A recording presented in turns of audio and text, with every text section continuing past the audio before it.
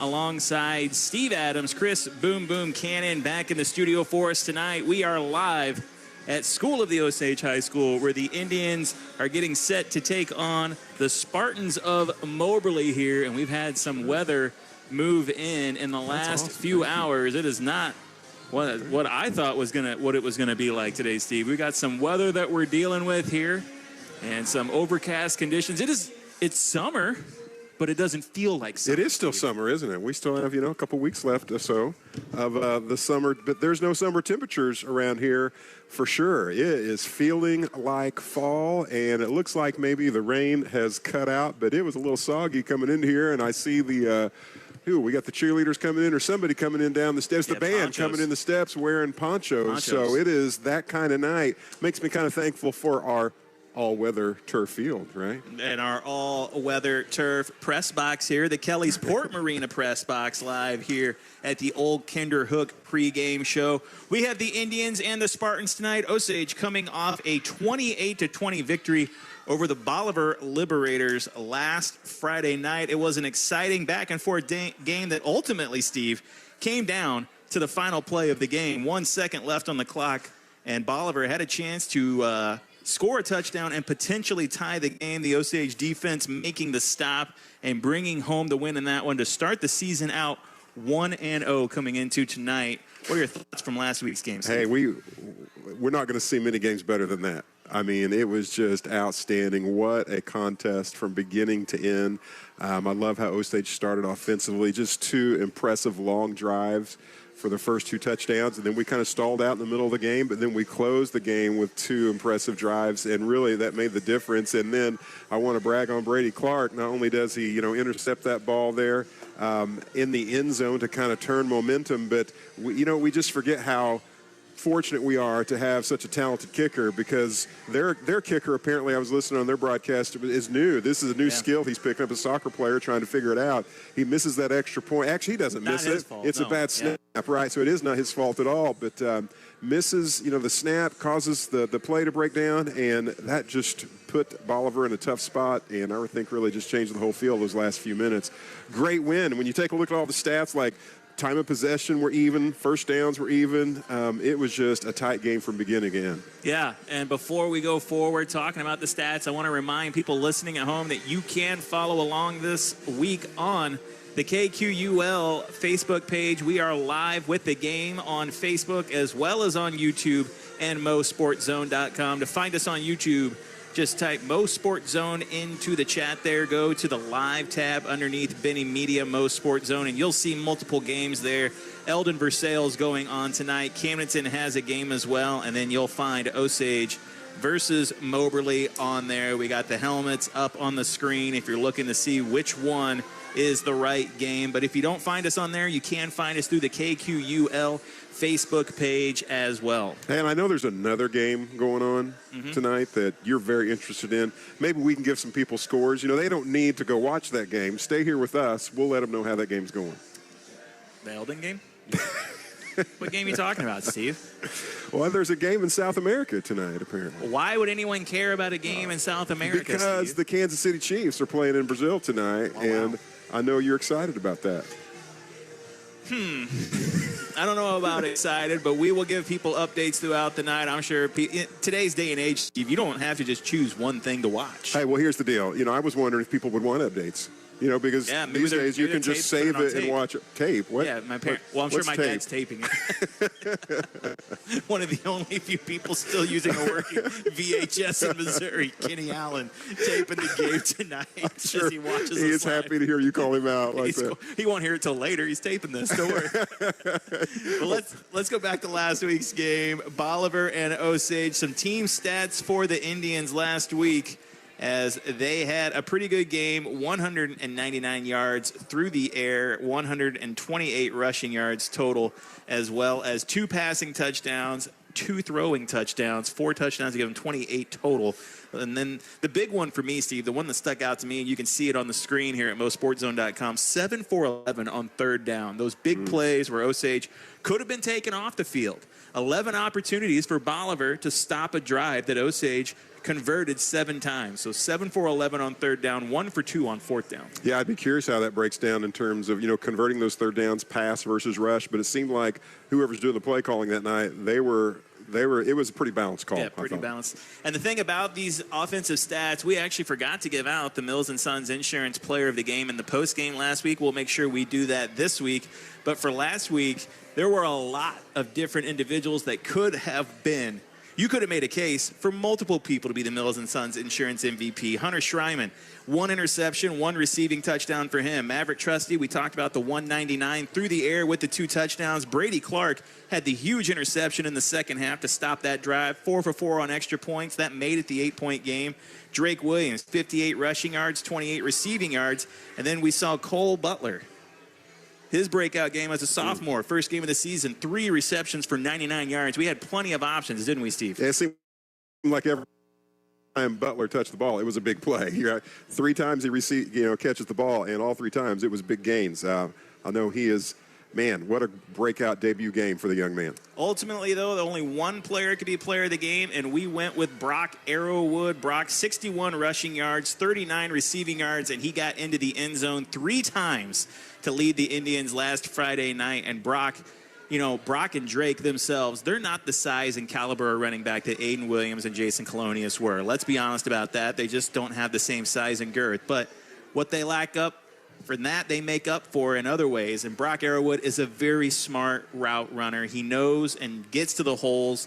He can see the line of scrimmage, knows where he needs to go. A very smart, heady runner. And then that huge play on the screen to give Osage the lead in the first half. Brock had himself a great first game of the season last week. Yeah, I'm excited to see what's going to take place tonight here. I mean, that was a tough Bolivar team, tough defense, very stingy. Just very intense. It seems like, I don't know if you told me this or I had a conversation with someone, Drake Williams coming off the field just saying, I got my tail handed to me tonight. I mean, and he played a great game, but it was just a tough, intense game. Just some hard hits all throughout the night. We'll see if Moberly can bring that kind of intensity, or we'll see if maybe we see some of our stallions here break loose for some big runs tonight. We'll take a break, come back, get you set more for Osage against Moberly tonight, live here at School of the Osage High School. We're live online at the KQUL 102.7 Facebook page, as well as MoSportsZone.com, and on YouTube, search MoSportsZone there. We'll take a break. Come back, get you set with the coaches interview and the coin toss. You're listening to Cool 102.7 Sports. Fiber Steel Boat Lifts, delivering quality boat lifts that won't sink your budget for over 35 years. Proudly backing our Camdenton Lakers and Osage Indians, Fiber Steel covers the entire lake. Military discounts? You bet. Easy online shopping at lakeboatlifts.com? Absolutely. Or just tell your smartphone to call Fiber Steel Boat Lifts. There's only one, just past Bridal Cave on Old 5. Look for the palm trees. Open Monday through Friday, 8 to 5. Call, click, or come in. Fiber Steel Boat Lifts. They've got your boat covered. Tired of settling for low CD rates at your bank? Lock in a great rate at First Bank of the Lake today. We offer some of the best CD rates in the nation. CDs make saving a cinch. They combine security with great investment returns. Don't miss out. Maximize your savings with a secure, high-yield CD. Check out our rates at fblake.bank and lock in a great CD rate today with First Bank of the Lake. Member FDIC. See bank for details. Dude, she said yes. What are we doing for homecoming? No worries, bro. We're getting a limo from Z's Limo Service. Tons of room. It's gonna be epic. Arrive in style with Z's Limo Service, or rent the party bus for your game, concert, or event. Z's Auto Rentals has the vehicle that best fits your needs, and they're easy to work with. Just call 573-365-2366. Z's Limo Service and Auto Rental. 573-365-2366. Wild Ozark Flowers is where beauty meets horsepower. A full-service florist with locally grown blooms, custom bouquets, and resin keepsakes, plus a one-of-a-kind flower bar for creating something personal. And while the arrangements are being crafted, Ration Supply motorcycle gear is right there for riders who live the lifestyle. Delivery available, or stop by behind Starbucks in the Stonecrest Mall. Wild Ozark Flowers, 573-552-8420. Got a trailer that's busted? Can't haul it? Can't fix it? Can't even figure out where to start? Time to call DL Truck and Trailer Outfitters, where problems meet solutions and you're treated just like family. Whether you need a trailer rental, parts, repairs, or a brand new rig, DL Truck and Trailer has you covered with the largest parts inventory around and 6 service bays with factory trained techs who know trailers inside and out. And if your trailer's stranded, no worries. They'll come pick it up for you. They even offer delivery on sales and rentals. It's convenience, experience, and real customer care all in one stop. And if you got a trailer you don't need, they'll buy it or take it on trade. Find them at the Highway 17 and Highway 54 junction, right between Jefferson City and the lake. DL Truck and Trailer Outfitters. They don't just fix trailers, they solve problems. Football! Take the field. Game on! Back to the Osage Indians football pregame and kickoff show on your Indians hometown radio station, Cool 1027. Back here at School of the Osage High School, Craig Allen alongside Steve Adams, Chris Boom Boom Cannon back in the studio for us tonight. We have Osage and Moberly. It is the home opener for the School of the Osage Indians as they come off a big win last Friday night down in Bolivar against the Liberators. I had a chance to sit down with Coach Jolly today and talk about that game and tonight's game and the Rock Island Insurance coaches interview. Let's go ahead and take a listen to that. Here with Coach Jolly for Week 2 and the Rock Island Insurance Coaches interview. Osage coming off a 28-20 victory over Bolivar and now have the home opener in Week 2 against Moberly. And Coach, I want to go back to something that you said in your post-game interview after the Bolivar game. And you talked about how a game like that is probably more beneficial than a more lopsided affair, the back-and-forth one like you had with Bolivar where Osage winds up executing and making big plays down the stretch. Can you talk a little bit and expand on that about how that kind of helps focus the team and gives them things to work on for Week 2? Well, if you look at it, I think especially in the second half, the clock became a huge issue, and you can cut that game apart. It goes down to, we talk about the importance of special teams, and fortunate for us, Bolivar mishandled a snap on a PAT, which gave us an opportunity to be up by 1, and then on the final drive, I guess, with 6 minutes, our whole goal was to see how much clock could we control, and then even down to the end where we were struggling to get in, even though we came up short a couple times to getting in the end zone, we also stole 2 of their timeouts. And then coming back, it's talking about a 2-minute. I think we could have done better defensively, but you don't want to give up anything over top, and so for us to make them march down the field with a home clock of 1 second on the scoreboard, which I'm okay with. But that's another thing. You can cut all that stuff up, and I guess that's what I'm saying is those are experience things that you log with your kids and be like, hey, remember in the Bolivar game, this and this and this happened. And again, we always know, even like it came down to 1 second. I mean, when you're playing away, you're going to expect for 1 second to be on the clock, and you're going to have to defend the end zone in that case again. So that's really what I meant. And there was 20 other things that we could talk about that probably wouldn't have happened in a game that would be lopsided. Coach, you graduated just a couple seniors last year. You can count on both hands, but talk about how this team this year is different than the one you had last year. It's simple, and it's no disrespect to last year's seniors, but these guys, their relationship with each other is different. I talk on a daily basis with our youth football coaches and really just our youth dads and just talk to them like, man, we see guys now going to the MU football camp together and going to Chiefs training camp, and we see these dads and moms with their kids doing all these activities together. I mean, Craig, even back in the day, I guess, the relationships seemed to be a little bit stronger, and I think those were before the big push with the phones and the other things. So I just think it really boils down to they have a real relationship with each other, and I think they mean something to each other, and they're playing for each other. You can see that with the chemistry that they have out there, the communication that they have, whether it's pre-snap or play calling or just when the play is going on. You get Moberly this week, obviously a rematch from last year, a lopsided affair for the Indians, which of course, like last week we talked about, puts the target on your back. What does Osage have to do tonight to get the win over Moberly? I think really it's just to control their running game. I mean, you'll see this game tonight, and you'll say, man, you were right. You guys look a lot alike. Like offensively, they run literally the same plays that we do, or we run the same as they do. I don't think either of us invented either of them. But like I said, they run a lot of buck sweep stuff under center, and but they're good. I think their two most talented players are their running backs. So, we just can't let guys like that get loose or create momentum. Well, we're going to catch some great weather, especially for it still being summer. Some great convertible weather. So, Coach, I have to ask you, what's your dream car?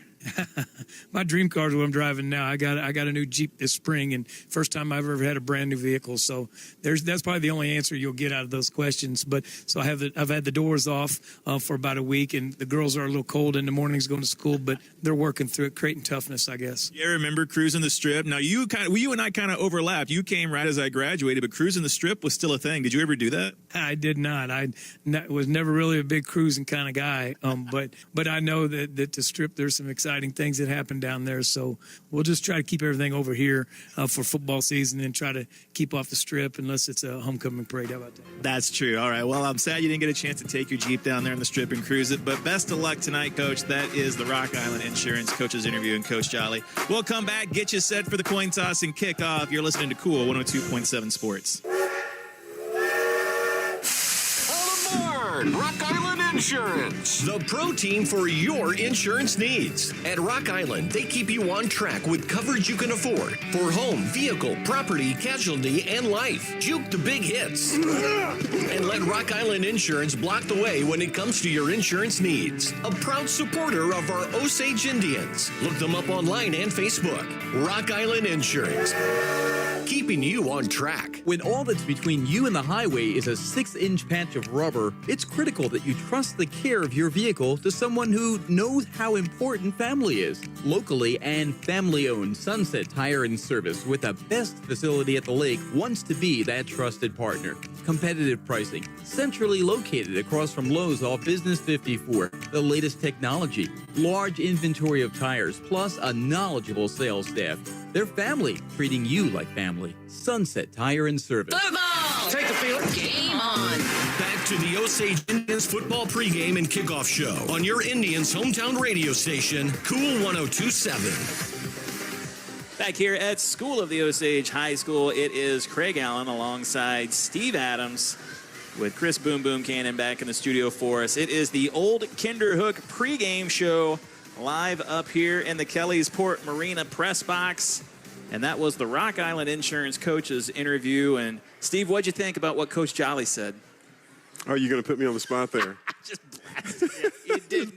You know I didn't hear that interview. I didn't get to it till today. Normally I do it on Tuesdays and I send it to you and then you respond. Hey, I just want to I'm a man of integrity. I wasn't going to just blow smoke. You could have got away with it. I tried to listen to it during the break and then it just didn't work out. Right? You know, I've never not liked something that Coach Jolly said. Well, you know what else is tonight? Tonight is the start of Stevie Madison, where Steve at halftime is going to go back to school. And earlier this week, I was up at the elementary, and I interviewed some kindergartners, and they have questions ready to go for you, Steve. How confident are you tonight?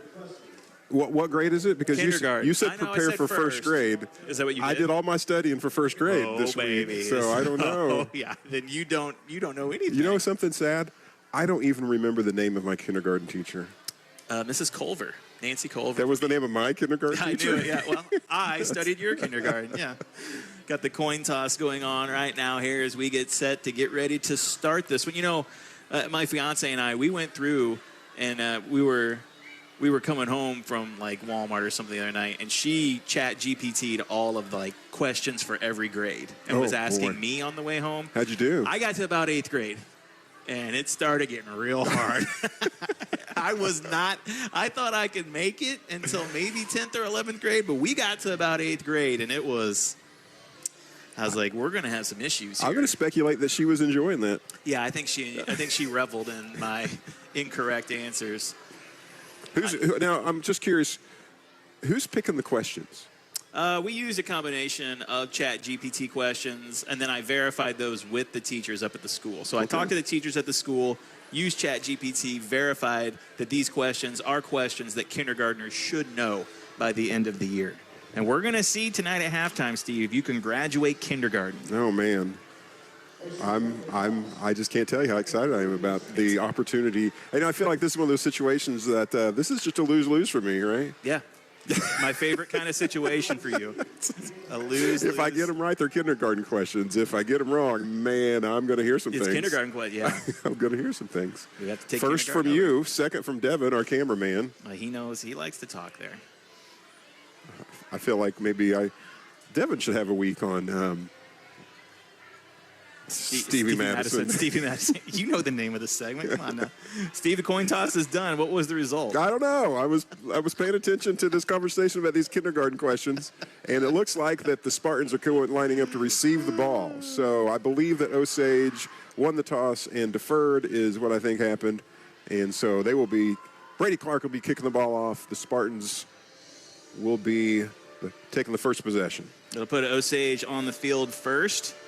And I will try and run the clock again tonight.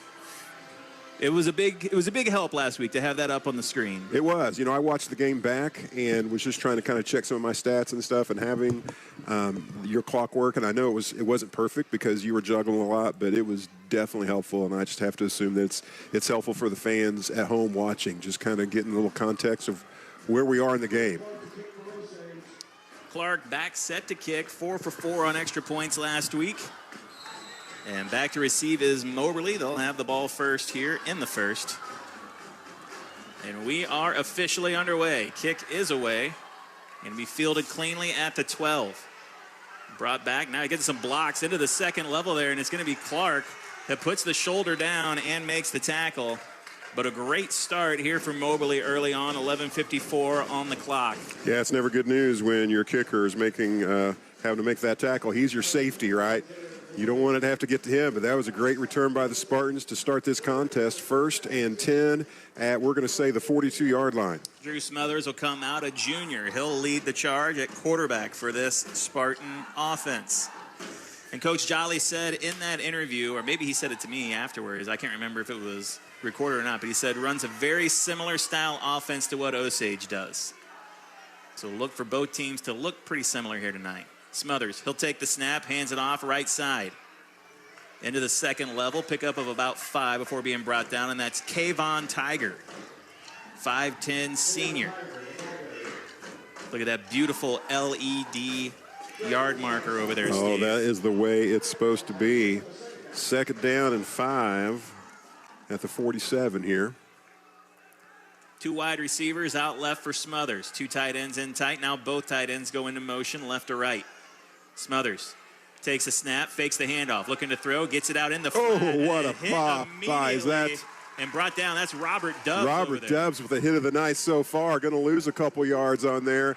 Everybody, it's just a pass out here to the left flats, and we all saw it coming, except for the receiver who just took a pounding. And right off the bat, we have a nominee for the Central Ozark Medical Center Healthy Hit of the Game. Robert Dubbs leading in the clubhouse on the second play from scrimmage tonight. 3rd down and 7, a big play from Moberly, a big play for this Osage defense. Takes the snap. It's going to be an option. Smothers pitches it out. Spin move from Tiger, and he's brought down right at the line of scrimmage. Good job, the option. Real tough to defend sometimes, but the Osage defense did a great job there at stopping that one. Yeah, and the pitch was just a little bit behind the runner, so you really couldn't catch it in motion. Caused him to lose some momentum, and, man, you just give a little bit of advantage there. Just a little bit of mistake, and Osage pounced on it. Nice job. 4th down 7, we're expecting a punt here for sure. There's a flag down pre-snap. We saw quite a few flags last week, much to the chagrin of the Indians and their fans. False start on the offense. That'll make it 4th down and 12. 10:15. Of course, I'm running the clock here for the stream, trying to catch it up. And once I get it caught up, hopefully we'll keep it going here. 4th down and 12. Likely to punt once again here from this situation. Smothers steps back. Schreiman back to receive for the Indians. Smothers kicks it away. It's a quick punt. Going to bounce at the 30. Out near the out-of-bounds line. Schreiman's going to field it, but it's right at the sideline, and that's where it'll stop. Osage offense will take over. Let's take a look at the offensive starters for the Indians. First, the offensive line. If you're watching live on the stream, you can see that squad that leads them up front. Apologies to Landon Dobbins. Steve sent me the run. I'm not even going to say it. I had Dobbins. a Landon Robbins fan. What if you're a Landon Dobbins fan? Well, this is your week. This is your week. Dobbins is out there. And we'll get to the Osage skill players after this play. First down and 10 for the Indians. First time tonight. 9:59 left to go on the clock. Trusty back in the pistol, takes the snap, and he's looking to throw on the first play. Looking for something deep. Down the field, Wall goes up and over the defender, but cannot bring it in. A good throw from Maverick and just a jump ball there. Ethan Wall unable to bring it in. Let's take a look at the skill players on the offense for the Indians. There you see Trusty, last week's player of the game, Arrowwood Williams, and Wall, all seniors. Schreiman, wide receiver, caught a touchdown last week, and Colt Butler, a sophomore, 3 receptions, 99 yards for him last week. Second down for the Indians here, and 10 after that first play. Now the handoff goes to Drake Williams up the middle, picks up a few yards before being brought down. It'll be 3rd and mid here for the Indians on their first drive of the night. Looks like it's going to spot that ball at the 19-yard line. What do you think of that first call by the coaches there? Just going for the big play right off the bat. Well, I think that's smart. You know, if you've scouted Osage, you kind of know what to expect. You're probably looking for a run there on the first play, didn't get it. But now it's 3rd down and 6 when that doesn't quite hit. Play action, Trusty rolls out to the right, looking over the middle, trying to find Wall. Pass knocked down, incomplete, and it'll be 4th down coming up for the Indians now. Deep in their own territory at the 19-yard line. They'll kick it away here. And Maverick going to have to get a good boot into this one. Yeah, first of the first 3 play calls there, 2 passes and a run. If you don't have to go back too many seasons to be really surprised by seeing that kind of series out of Osage. So we're looking at our second punt already. Here we're just about 3 minutes into the game. Snap back to Trusty. It's a low one. He fields it, kicks it away, and it's a low kick. Bounces at the 50, now past the 45 and out of bounds. And Moberly will have good field position. They'll take over at their own 44. Let's take a look at the defensive front for the Indians coming into tonight. You can see Nicholas Joyner, Charlie Crocker, Grant Wilson, Jaden Wilkes, that linebacker core of Wilkes, Williams, and Wall. Quite a few tackles between the 3 of them last week. In fact, I think those were the 3 leading tacklers for the Indians last week. But that front 7, this case the front 6, doing a good job and getting it done for this Indian defense last week in their win over Bolivar. Man in motion. This is Smothers under center now. Everyone in tight, 1 wide receiver out. Takes the snap, hands it off left side. Looking to skirt to the outside. Breaks 2 tackles, second level. Now a big run here from Tiger. He puts the juke on Butler, but Butler turns him and knocks him out of bounds. And a big gain there for the Spartans on first down, deep into Osage territory, just outside the red zone. It'll be 1st and 10 from the 23, 9:04 left to go on the clock. I tell you, some missed tackles on there really hurt Osage. I mean, he was just kind of stepping over players. We just couldn't bring the young man down. Big gain of 34 yards. Sets them up for first down and 10 at the 24-yard line maybe here. Smothers under center once again. Now the pitch goes out. Big block on the edge, trying to get to the edge. Puts his head down, knocked out of bounds near the sideline. That is Kyler Fanning, another senior running back for this squad. And that's what Coach Jolly said in the pregame interview. He was looking at those 2 running backs and said they're going to have to find a way to slow them down. But so far, this Indian defense not been able to do so. 2nd down and short for School of the Osage. 8:56 left to go on the clock here. Ball at the 15-yard line. 2nd and a short 3 here for sure. First trip inside the red zone for either team tonight. Smothers. 1 wide receiver out. He's under center. Takes the snap. Hands it off up the middle and just pushing the pile towards the end zone. Going to be stopped at the 1. Gain of 14, another first down. I tell you, Moberly's having their way here on this drive. And I don't think they're going to make the same mistake Bolivar made last week, Steve. I think look for them to stick with the run here. They're not going to try and get cute with it. Not that Bolivar tried to get cute with it, but made some mistakes through the air last week, and I don't expect Moberly to do that here tonight. 1st and goal from the 1 for the Spartans. Takes a snap, hands it off, line of scrimmage. They're going to say stopped at the goal line. They're going to say no, he did not get it, so the clock continues to run. It's going to be 2nd and goal from about the 1-inch line now.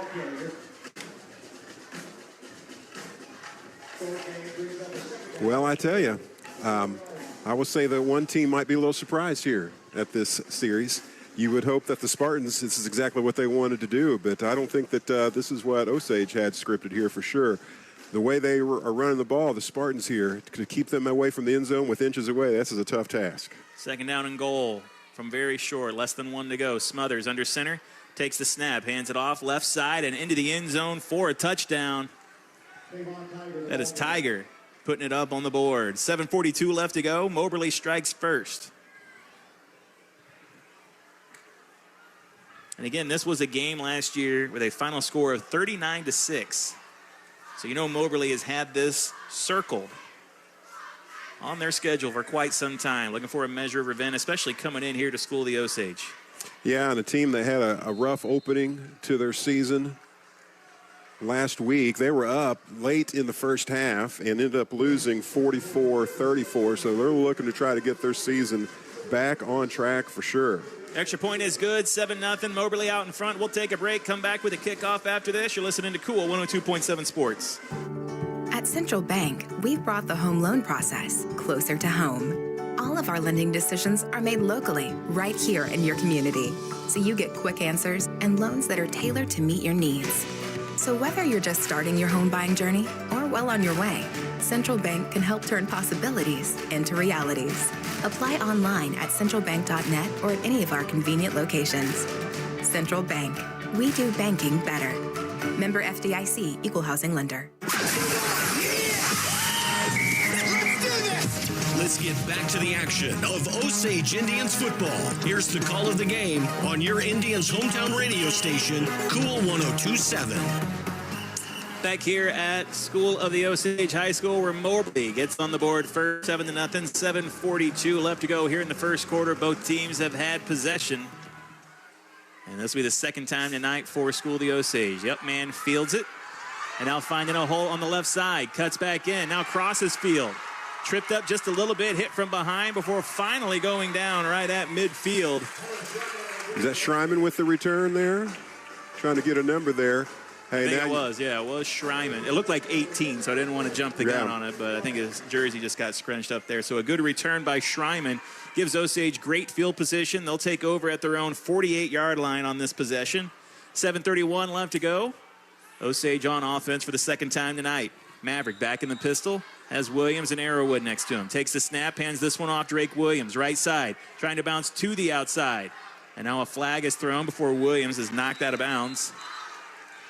We'll see what the flag is, but it's in the position of holding, and it is a hold on the offense. That'll take him back 10 yards. And we saw a couple flags last week bring back real big plays for School of the Osage. I wish that one would have brought back a big play. Instead, it's going to set up 2nd and 10, put the Indians, or excuse me, 1st and 10, going to put Osage in a hole here on their second possession of the evening. I tell you, teams seem to have, the last 2 weeks at least, scouting for Drake, trying to get out to that edge, but the defenses have done a pretty good job of stringing it out all the way to the sideline there and just not getting anything going. So that's going to put the ball back all the way, to the 38-yard line. Kind of negates the good return from Schreiman on the kickoff. Maverick back in the pistol again. Wall in motion, Butler in motion. He takes the toss. Now gets into the second level, picks up about 5 yards before being taken down. Gets a little bit back there on that run. It'll be 2nd down and 15 after that. Butler, a great game last week. 3 catches, 99 yards. Almost got in the end zone on his first catch of the night. Good play right there. Just a sophomore. We'll say his name plenty during football and basketball this season. It's calling it now. We're going to say it during basketball, I think you can say that with confidence. 2nd down, 15 here. With the ball spotted on the 43-yard line. 4 wide receivers out. Now man in motion. That's Drake Williams going left to right. And he's going to get the quick snap trying to set up the screen. And that pass is going to fall to the turf incomplete. Trying to get him out into space. Trying to get some blockers out there on the outside with the wide receivers. Instead, the pass falls incomplete. And now it's 3rd down and 15. And Osage has found themselves in tough 3rd down situations on these first 2 drives tonight. Yeah, really just, again, 3rd and 15, having a hard time getting some positive momentum. Had the one run there by Butler. Maverick takes the snap, looking for an out on Wall, and Wall just did not cut quite quick enough. Maverick thought he was going to cut a little sooner than that. And the pass falls short, incomplete to Wall. And another punting situation coming up for School of the Osage here. 6:37. Oops, sorry. I'm just saying that's the third time I think we tried to get the ball to Wall there. So that's definitely a priority for us here so far tonight. Haven't seen any fruit from it just yet. Maverick will go back to punt. 4th and 15. That hold on first down just put Osage behind the 8 ball. Low snap. Maverick fields it, and he'll kick this one up in the air. A good kick from Maverick, an underrated punter, and it's going to take a great bounce inside the Osage 10 before it finally comes to a stop at the 6-yard line. So great punt from Trusty. Sets up tough field position for Moberly on their 3rd possession. Let's take a look at the Osage secondary tonight. Landon Robbins. Obviously, I'll get that fixed for next week, but we have Arrowwood back there as well as Brady Clark at times, Dubs, Butler, and Schreiman at safety. And that was a team that made some very big plays last week. 2 interceptions in the end zone against Bolivar. They'll have to clamp down tonight, but against the run game. This is Smothers under center now for Moberly. Takes the snap, hands it off up the middle.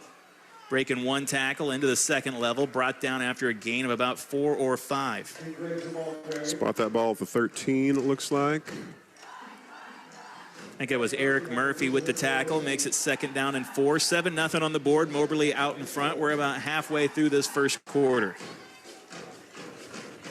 Yeah, not a lot good from Osage just yet. Struggling to get it good going on offense, and now struggling to stop the run on defense. Takes the snap, hands this one off. Now getting wide. This is Tiger. Spins off 1 tackle into the pile and brought down right around the first down marker. We'll see if the referees give it to him or not. Be 3rd down and very short here for Moberly. Clock is about 8 seconds short. 5:30 left to go here in the first quarter. 3rd down and 1 coming up for the Spartans here. Still inside their own 20. Official timeout here. We're trying to, what are we figuring out? Now we're going to measure it. We don't trust these LED lights. It is close. It's a matter of inches here. We're going to bring them out. We're taking our time. Here they come. Yep. Fans of measuring rejoice. How's that work? Can a coach request a measurement? Or is that all up to the officials? I think that's up to the officials' discretion. I think it should be up to us. I think they should ask us. We should have a button. We should. That's right. This should be just our sole decision. We need a part to play in this. 3rd down and short. This far to go. You see that, folks? It's about the size of a deep dish piece of pizza, right? Maybe. You think so? Maybe. Your wife, or a Big Mac, maybe. Your wife maybe brought it's us a Big one of them Mac. last week. Oh, that was special pizza. For sure. For sure. 3rd and short for the Spartans. Smothers under center. They started out in the pistol tonight, but it has been mostly Smothers under center since then. Man in motion. Takes a snap. Pitches it out to the right. Trying to get to the edge. Dubs and Schreiman there. And I think it's going to be a first. Yeah, Bish is going to gets to the 18-yard line there, gets a couple. Pretty well defended, but when you only need to gain a Big Mac, hey, it's pretty easy wins there. When you only need a yard, you can afford to just get 2. I say it all the time. Is that so? Look, it's on the back of my shirt. 5 minutes left to go here in the first quarter. 7-0 Moberly. They just pick up the first down. Keep this drive moving inside their own territory. Smothers takes a snap. Now hands this one off. Going left to right, getting a good block out on the edge, being knocked out of bounds. Looks like we're going to put him at the 25-yard line. Gain of about 7. Yeah, that one was Graves that time. 4:44 left to go on the clock. And there's not much mystery here. No. They're just running the ball right at us. Hey, credit where it's due. They're getting great blocking out on the edge. Their wide receivers have knocked down the Osage defenders a few times. I don't like saying that, obviously. But it is something that has happened out here on the edge. 2 wide receivers outright for Smothers. Takes the snap. Now it's the option. Pitches it out to Graves. Graves tries to cut back in. He's knocked down just short of the first down marker. And that sets up third down and short. And just like Coach Jolly said in the pregame, these two offenses very similar. This is what Osage wants to do. Just hasn't been able to do it tonight. 2 possessions for the Indians and 2 3-and-outs for the Indians. But Moberly doing a great job controlling the clock, controlling the pace of this game. And now they have a chance to move the sticks once again on third down and short. This time they hand it off to Tiger, going left to right. Now he cuts back inside. And that's going to be enough for a first down. Again, when you need 1 yard, all you need is 2. And that's what he does. Breaks across the 30-yard line there. And that just keeps the clock moving. Like I said, this is a very Osage-like offense from Moberly. Smothers under center. 1 wide receiver out left. Play action. Smothers looking to throw. Now rolls out, has some space, flies it downfield over the receiver's head, but he had space out there. And he was looking for Fanning, the running back, who had space, just thrown over his head, incomplete. And honestly, he had a man and he was going to be running. I mean, that if he brings that ball down, it looks like a score there for sure. Yeah. So just out of reach, and we are thankful for that. Really just got us, the Osage defense reeling just a little bit. Got us just kind of wondering here. Second down and 10, 3:39 left to go. Honestly, I thought Smothers was going to take off and run there, Steve. He had some space in front of him. Now he's back in the shotgun, 2 running backs next to him. Takes the snap, hands this one off to Tiger. Tiger hit in the backfield, and that is Wilkes making the tackle. Wilkes leading the Indians in tackles last week, and he comes up with a big one there, a tackle for loss. And that is a loss of 4, and that'll set up third down and 14 for the Spartans here. Third down and 13, 3:22 left to go. Hey, and the crowd responds to that one because that's maybe certainly the best defensive play we've seen so far tonight. Jaden Wilkes, man, just the stereotypical linebacker there, busting right through the line and bringing him down for the loss. 2 wide receivers out right, everybody in tight on the left. Smothers takes the snap. Looking to set up a screen over the middle, but it's sniffed out by the Indians and brought down. Nice job there. I think that was... Oh, I'm looking. 69. Is that your man? That's Charlie Crocker. There you go. Yeah, great play by Crocker, and that's another tackle for loss, and that'll set up 4th down and very long for the Spartans here.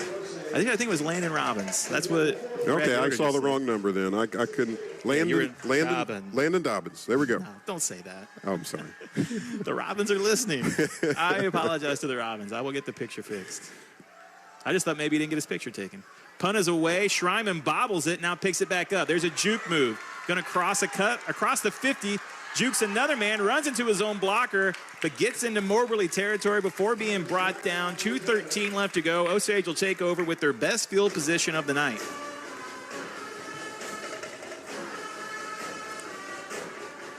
Be 1st and 10 at the Moberly 45-yard line. 44-45. Tomato. You know what? I never hear anybody call it a tomato. I don't, except for you when you say tomato. When I go to restaurants, I say, hamburger, no tomato. I bet they love you. They love it. Look at this guy. Trusty takes the snap, hands this one off to Arrowwood. He bounces to the outside, now tries to cut back in. He's hit from behind. Knocked down, picks up a few yards. We'll call it 2 here. Going to spot the ball at, the 42-yard line. You don't see a lot of ads for Grey Poupon anymore. But they were really, they spent a lot of money in the 90s, Steve. I wonder if they're doing okay. Are you concerned? Yeah. We'll have to look that one up. Mustard concern. 2nd down and 7 for the Indians. Trusty takes the snap, hands this one off. Drake Williams trying to get to the right side. Spins off a tackle, keeps his feet moving. But it's a great push up front from the Moberly Spartans to get into the backfield, knock Drake down, and make it 3rd down and long for the Indians. So another long 3rd down attempt coming up for School of the Osage. They have 2 3-and-outs tonight. And this one is going to be a tough one to pick up and convert. Credit where it's due. This Moberly defense playing well here tonight. And they're certainly, Drake Williams having a hard time getting it going so far. They know where he's at, know where he's going, and they're putting a stop to it. 4 wide receivers out. Williams in motion, left to right. Now Maverick rolls out to the right, kicks it out to Drake underneath. And honestly, Steve, that's a play that you run when you're likely going to go ahead and go for it on 4th down. You're not looking to, like, they weren't trying to pick up first down yardage there on 3rd down. So I wouldn't be surprised to see them go ahead and go for it here on 4th down. 4th down and 6 at their own 41-yard line. Well, let's see if Craig Stradamus is correct here. It looks like they're huddling and getting ready to call the play. I think you're right on it. This is not your first rodeo, my friend. Not my first rodeo, as I call it.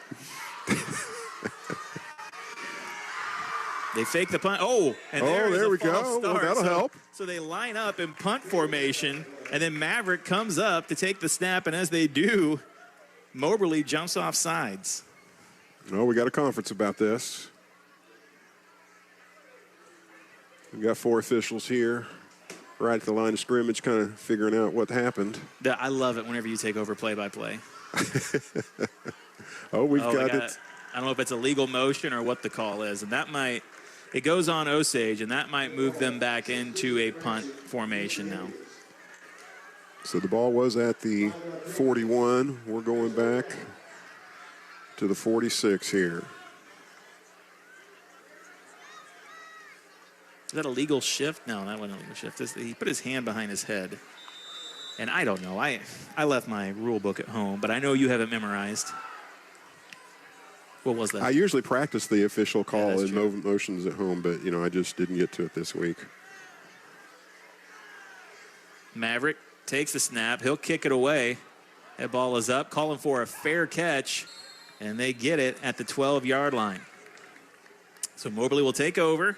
They'll have to run one play here before the end of the first quarter, but they have a 7-0 lead and the ball back. Deep in their own territory, they'll take over. 1st and 10 at their own 13-yard line. Osage missing really a great opportunity there with the short field. Moberly's defense really just owning the night so far. So 1st and 10, Smothers under center. Man in motion. And he'll get the handoff up the middle. This is Graves, and he just keeps the legs churning, moves forward, and that'll be the end of the first quarter. That'll set up 2nd down and 4 when we come back. Osage, after 1, down by 7, 7-0 to the Spartans. We'll take a break. Come back with the second quarter after this. You're listening to Cool 102.7 Sports. Years ago, I established a name synonymous with honesty. And today, Honest Abe's Home Services carries that torch. Ensuring your home safety with certified and insured professionals. Was the last handyman tinkering with your cottage certified? If not, my friends, you are gambling with your comfort and safety. Honest Abe's doesn't cut corners. Every technician is certified through Missouri Propane and fully insured. Because peace of mind should be a right, not a privilege. Honest advice, honest prices, Honest Abe's. Call honestabes.com. Whether it's a car accident, storm damage, or a fire, when the unthinkable happens, it doesn't matter if you've saved money in 15 minutes. In this moment, it doesn't matter if your neighbor has the same insurance you do. In this moment, what matters is that your independent agent and the company that stands behind them have you covered. Mills & Sons Insurance and Auto Owners Insurance. The no-problem people. At 2701 Bagnell Dam Boulevard. Call us at 365-2002 or visit our website at millsinsurance.com. We're on your side because life happens. This is America, where football means football. There's only one place to hear Osage Indians football. Back to the game. On your Indians' hometown radio station, Cool 102.7. Back here at School of the Osage High School, 1 quarter of play in the books, and after 12 minutes, Moberly's out in front, 7-0. They have the football here to start the second quarter. Brought to you by American Sun Control. First play of the second quarter. And it's going to be the option. And they get it out to Tiger. And Tiger and Graves, Steve, they just keep their legs moving. They just keep the legs churning. They keep going forward.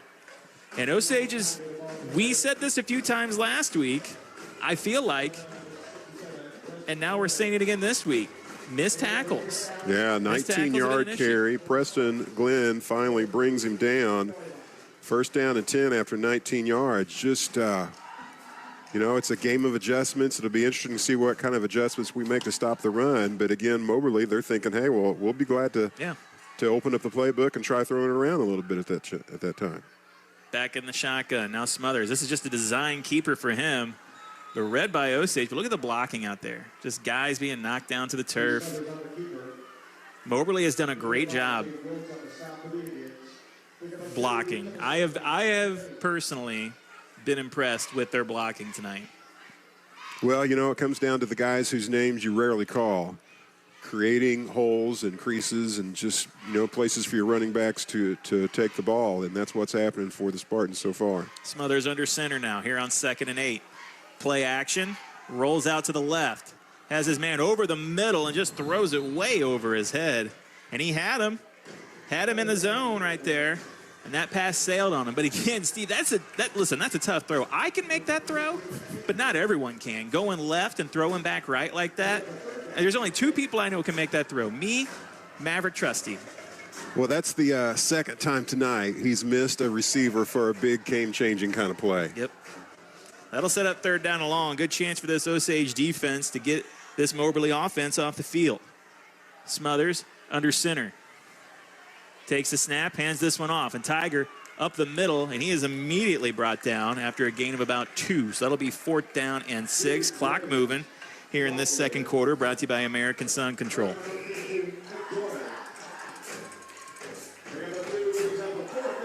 Fourth down and 8. See what we're going to do. You would expect the punt here for sure. And that's good news for us. That'd be the second time here we've shut down the Spartans offensively. I expect nothing, Steve.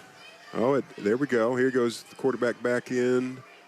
Here comes the kick. And it's not a great kick.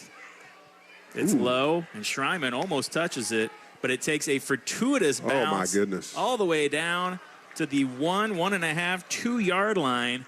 And that is where Osage will take over. And again, hey, listen, I'm not going to besmirch Schreiman in that situation. That is a low end-over-end kick that did not go very far, and he had guys in pursuit quickly. You just let that one go, right? Yeah, it's a smart call for sure on his part. And just, man, the ball just kept going. Here we go, 10:06 in the second quarter. Having the longest field of the night, 1st down and 10, but as you said, starting at, what are we calling it, the 2-yard line, yeah, 1-yard line? 2. 10:06 left to go here in the second. Maverick will go under center for this one. Might just push him from behind here, get some yards. He'll take the snap, hands it off up the middle. This is Arrowwood. And he'll break 1 tackle and pick up enough, and I think that might be the first Pacific Pools 1st down of the night for the Indians, and it is, Steve. So in the shadow of their own end zone, they pick up enough yards to get a 1st down. Hey, giving it to the last week's player of the game is not a bad idea at all. He was a game changer last week. We'd love to see him do the same thing for us this week. Now, taking the handoff, coming back the other way. This is Colt Butler with a bit of a misdirection. And that might be another Pacific Pools 1st down as the rain has started to pick up here once again. So back-to-back 10-yard runs in the shadow of their own end zone gives Osage some breathing room. Back-to-back Pacific Pools 1st downs. Clock is running. Maverick back in the pistol. Takes the snap, hands this one off to Arrowwood. He tries to get the left side, and he is brought down. Big tackle there over on the right side. I'm going to say a loss of about a 1/2 yard maybe. There's that Kayvon Tiger calling his name again. And, you know, he's just an athlete. He's going to make those kinds of plays out there. So 2nd down and 10. Sorry. He's an athlete with a great athletic name, right? That is Kayvon a cool Tiger, name. right? Yeah. Now I kind of feel bad. I'm Craig Allen. My parents had a chance to name me something awesome. Would have changed your life. Would have. Maverick back to throw on 2nd down, looking for the deep ball to Dubs. Floats it out there. Great defensive play, though. Just reaching out and batting that one away. Beautiful route by Dubs. A great throw by Trusty, but credit where it's due. A good play by Max Richardson, 6-foot defensive back, and he just puts his Bearcat paw out there and knocks it down, Steve. Yeah, Dubs was ready to bring that one in. It looked like everything was falling our way until the defender just said, "No, I think I'll take care of that." But again, now we're set up in 3rd down and long once again, and it feels like these 3rd and longer situations have besmirched the Indians tonight. 3 wide receivers out left for Maverick. He's back in the shotgun, has Arrowwood behind him, takes the snap, looking over the middle, now floats it out to Dubs, and it's over his head, incomplete, and that'll be 4th down.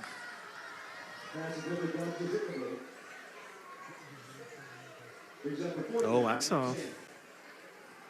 So 4th down and 10 coming up. I had a vote against calling out the Chiefs score tonight. I don't know. Why? Who said that? Well, someone very influential in my life says, don't read the Chiefs score. Was it somebody with a VHS? A VCR? No, well past that stage of life. 4th and 10, Maverick back to punt. Takes the snap, and he'll kick this one away. And that is a great punt from Maverick. Going to reverse the field there. And they'll blow that play dead. And Moberly will take over. Decent field position for them, but Maverick with a good kick there. I won't update the score, but I'll say I'm not upset about it. That is telling if people know your feelings about the Kansas City Chiefs.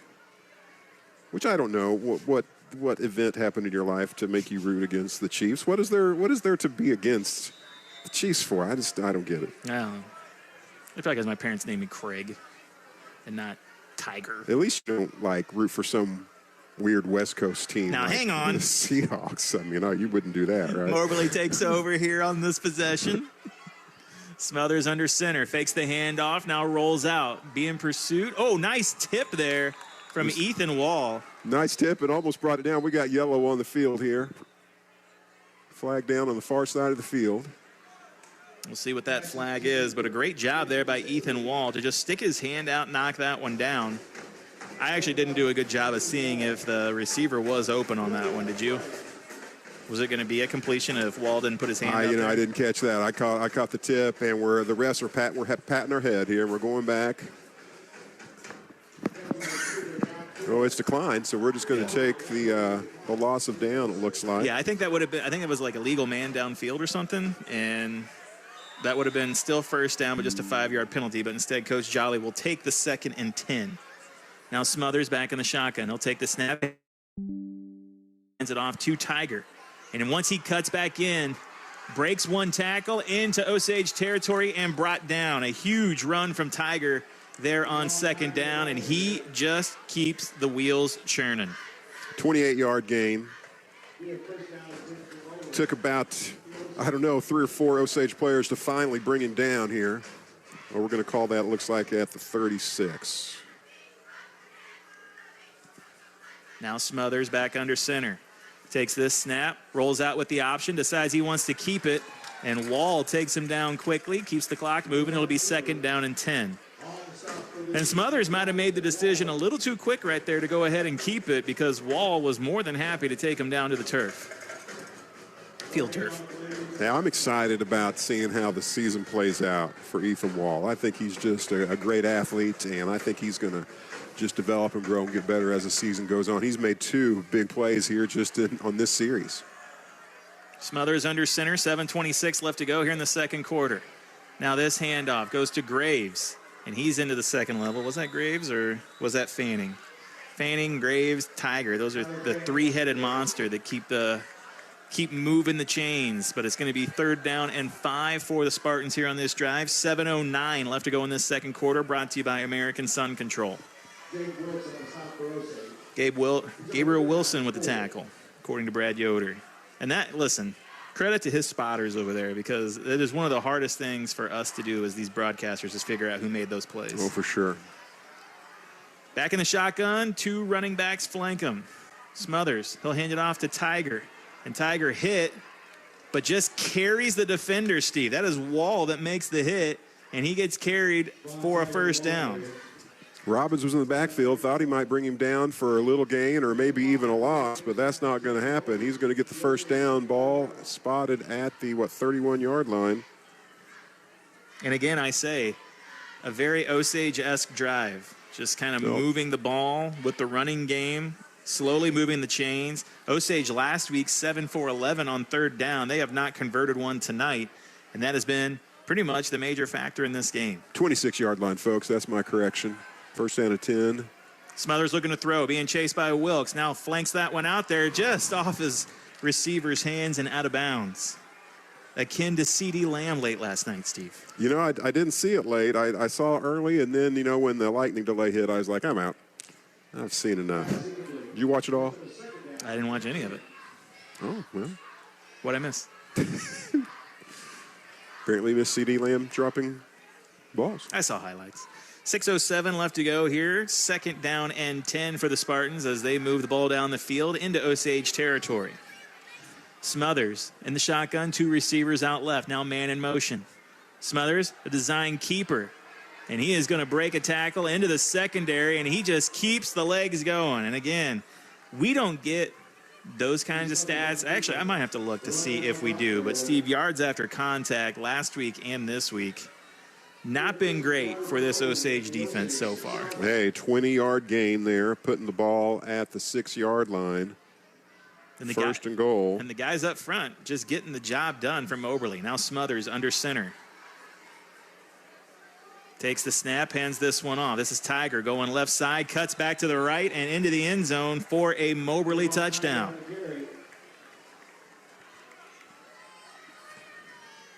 And the silence you hear on the air is pretty synonymous with the silence in the stands here. I think Osage fans surprised with what we're seeing so far.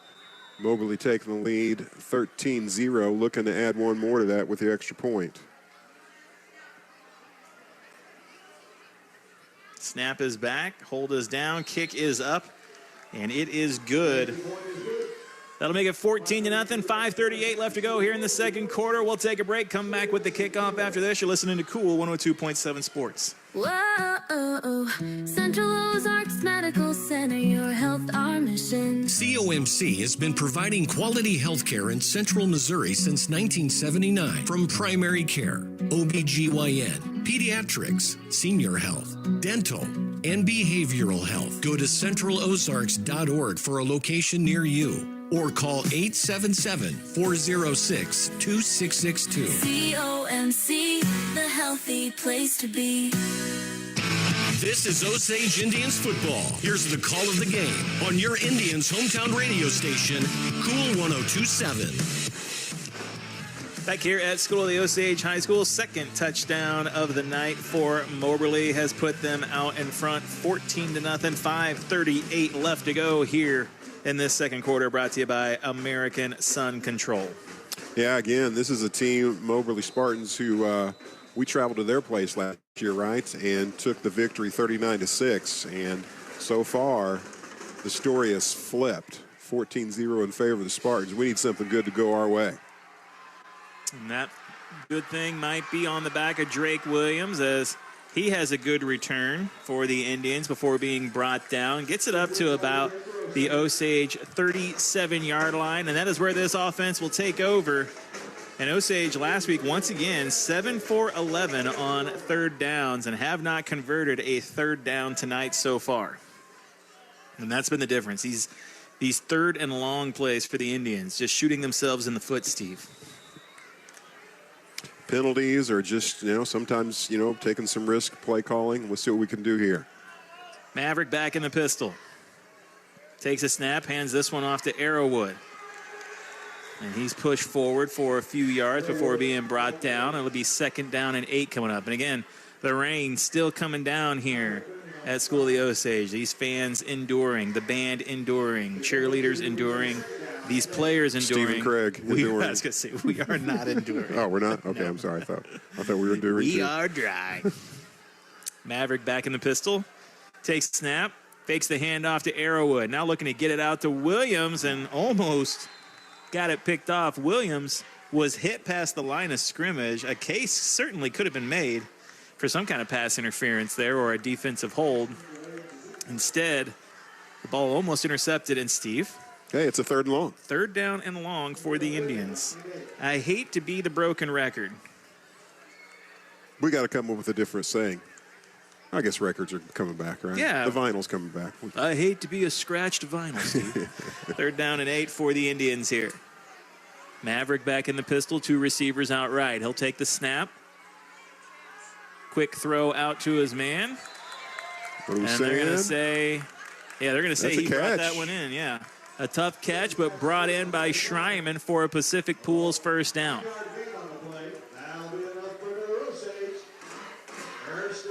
Spotting that ball at, the 48-yard line there? So the first third down conversion of the night for the Indians moves the chains, and they will have it 1st and 10 at their own 48. Clock running, 4:35 left to go here in the second quarter, brought to you by American Sun Control. Maverick takes the snap, now pitches it out to Arrowwood, looking to get to the right side. Tries to cut back in and is immediately brought down. And just Moberly on both sides of the football, Steve, are winning the battle in the trenches. Yeah, he might have been lucky to get back to the line of scrimmage. Maybe it looks like he lost about half a yard or so. So it'll be 2nd down and 11.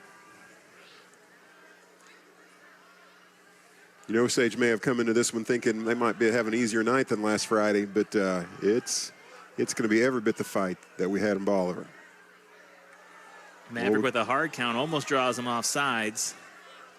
Instead, Coach Jolly will take a timeout. So we'll go ahead and take a timeout as well. Osage down 14-0, 3:47 left to go here in the second quarter. You're listening to Cool 102.7 Sports. It's football season, and your team to tackle all your fall boating and winterization needs is Kellysport. Kellysport backs our Camdenton Lakers, Osage Indians, and Mizzou Tigers. Your trusted dealer for Regal, Bennington, Tiara, Grady White, and Ski Nautique. Kellysport handles new and pre-owned inventory, offers financing, storage, insurance, and the best care since 1977. Walk into the end zone with ease when Kellysport leads the way. Look them up online or come in for the best customer service at the lake. Let's get back to the action of Osage Indians football. Here's the call of the game on your Indians hometown radio station, Cool 102.7. Timeout brought to you by First Bank of the Lake. 3:47 left to go here in the second quarter, brought to you by American Sun Control. 2nd down and 11 for the Indians here near midfield. 3 wide receivers out left for Trusty. He'll take the snap, looks out left. Now throws it over the middle, has Wall. That pass tipped and knocked down.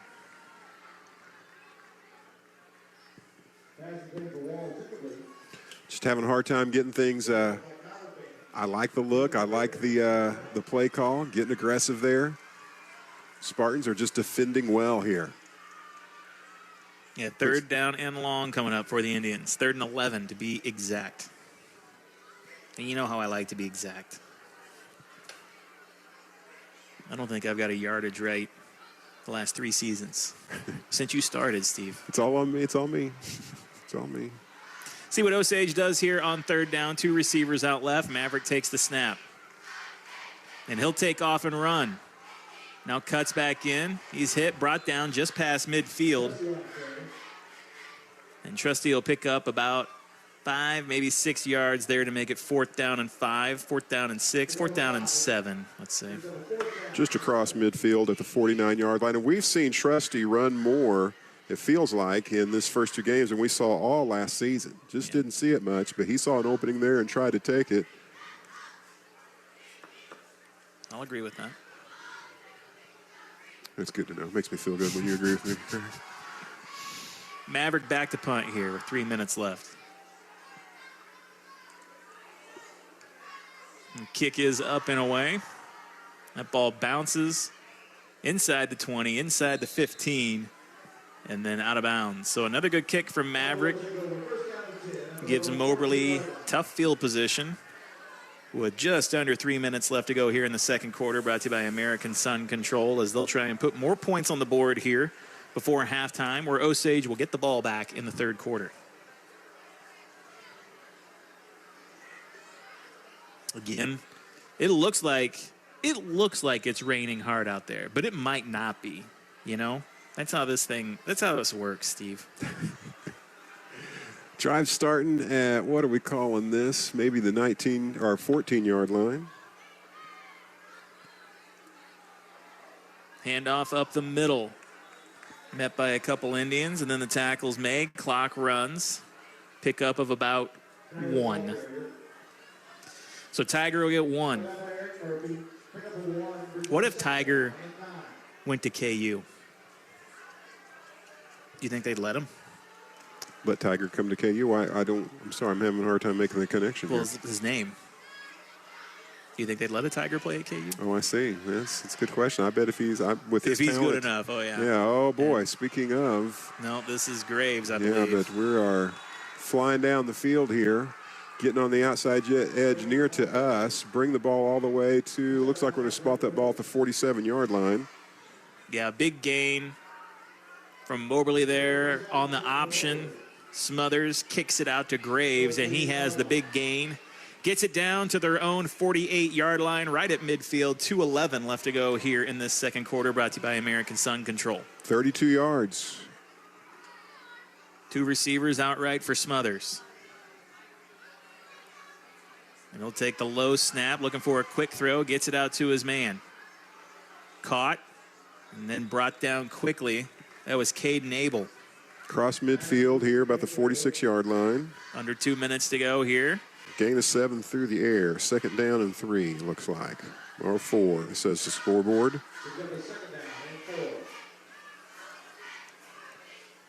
1:45 on the clock. Left in this half. Smothers in the shotgun. Takes a snap. It's a design keeper. And there's a flag coming in as Osage makes the tackle right around the first down marker. Let's see what the call is. Holding on the offense. That'll bring him back. And we'll say thank you very much. I'll send him a card. When's the last time you sent a card? When's the last time you sent me a card? Oh, I was supposed to bring you flowers this week. That's right. We're going back 10 all the way to the back across midfield to the, it looks like, I'm going to say the 43-yard line. Now I feel bad enough to actually bring you flowers next week. And a card at this point. Hey, you know what? If you bring me flowers, I just want to prepare you for an awkward moment. Oh. An awkward moment, I'm going to say. Second down and 15. Play action. Trying to set up the screen, but it is blown up by the Osage defense. Well read there.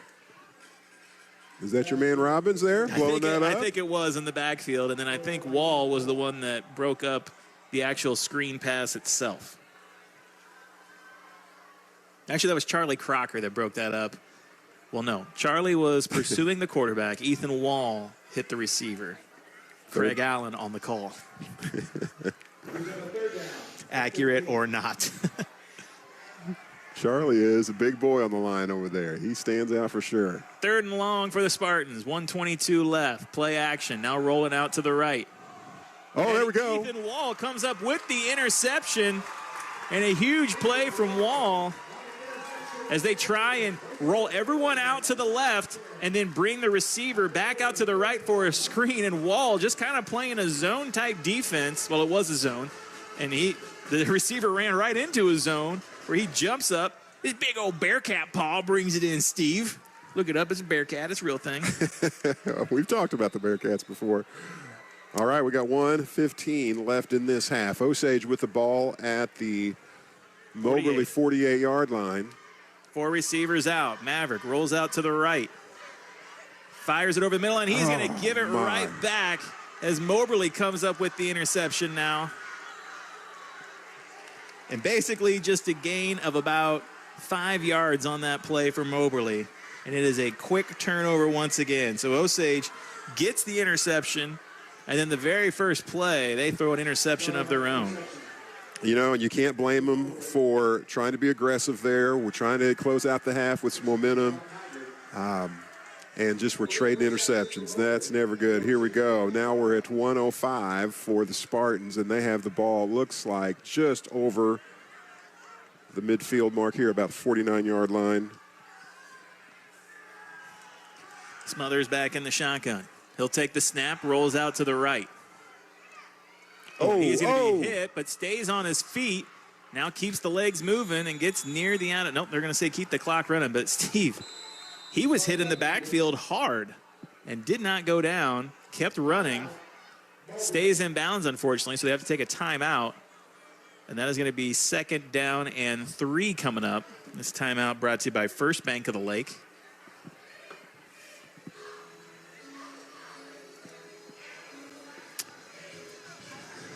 Yeah, that was your man Robbins there coming in again, and he'll wake up tonight thinking about that. He had him in his hands and just couldn't. Yeah, that would have been a big loss. The play. Big loss. That would have been back over in Moberly territory. Instead, he absorbs the hit and just keeps running down on the sideline. Moberly has to take a timeout. They have 2 left. We've got less than a minute left to go here, and Moberly is trying to drive and get points here. And if they can get points before the end of the half here, that is going to be bad. It's going to be critical, Steve. I mean, I don't want to. It's not going to be great news. No, I don't want to make it dramatic, but it's going to be tough if they can get points here before the end of the half.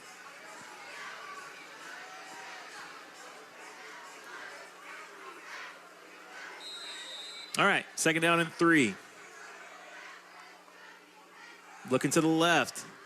Set the screen, not even like a screen, just a quick little curl route. Another first down for the Spartans. We're going to bring the ball to, it looks like, the 34-yard line. And he got out of bounds, so that stops the clock as well. It'll be 1st and 10 for Moberly. A little short, just out route and pass there, right at the sidelines. Now, I would argue that they had a receiver blocking downfield early. But, I mean, who am I? Craig Allen. Oh. You are not Tiger. Smothers looking to throw. Has guys going deep, now throws it over the middle and going up and getting it and pulling it in for a touchdown is Moberly. Just throwing it down the field, and a huge catch from Kish Jacobs Jr. And as I said, that is a huge blow. Hey, and you could say he was double covered. It was just a ball that was just perfectly placed right in between the defenders. The receiver just goes up and brings it down. I feel like the defenders made it a tough play, but sometimes better, good offense beats good defense, and that's what happened on that one. Extra point is up and good, makes it 21-0. We'll take a break, come back with the kickoff after this. You're listening to Cool 102.7 Sports. In a world where the real estate market is tougher than the gridiron, count on the play calling from Coach Matt Shrimp and the Berkshire Hathaway team. Winners never quit and quitters never win. When the deal is on the line. The inches we need are everywhere around us. Count on Coach Matt Shrimp and the Berkshire Hathaway team to deliver the results. It's game time. Touchdown! Matt Shrimp and Berkshire Hathaway Home Services, Lake Ozark Realty. This is America, where football means football. There's only one place to hear Osage Indians football. Back to the game. On your Indians' hometown radio station, Cool 102.7. 40 seconds to go here in the second quarter, brought to you by American Sun Control, and a long-range touchdown on the throw from Smothers to Kish Jacobs Jr. makes it 21-0. Osage set to receive the kick, and they will also start with the ball in the third quarter. Pooch kick received by the up man. Cole Beller with the ball. Going to start the drive here. I'm going to say the 33-yard line.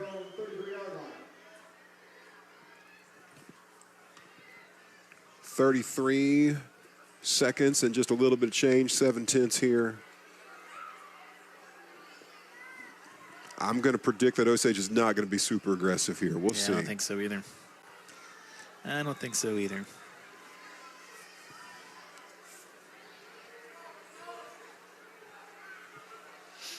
Maverick back in the pistol, takes a snap, hands this one off to Brock Arrowwood. Arrowwood hits the hole hard, picks up 2. And that'll keep the clock moving. Ball at the 35-yard line, 2nd 8. Clock's running, 15 seconds left. That just might be it. Let's see, what's our play clock? Yeah, we could just let this one go if we wanted. And I don't see any urgency out of the coming out of the Osage huddle. In fact, we're starting just to kind of walk down the field, and we're going to call that a half. So that'll do it for the first half. Osage will go into the locker room down 21-0 after 2 quarters. We'll take a break, come back with the Hy-Vee halftime show, and break down this first half. You're listening to Cool 102.7 Sports. Work is hard.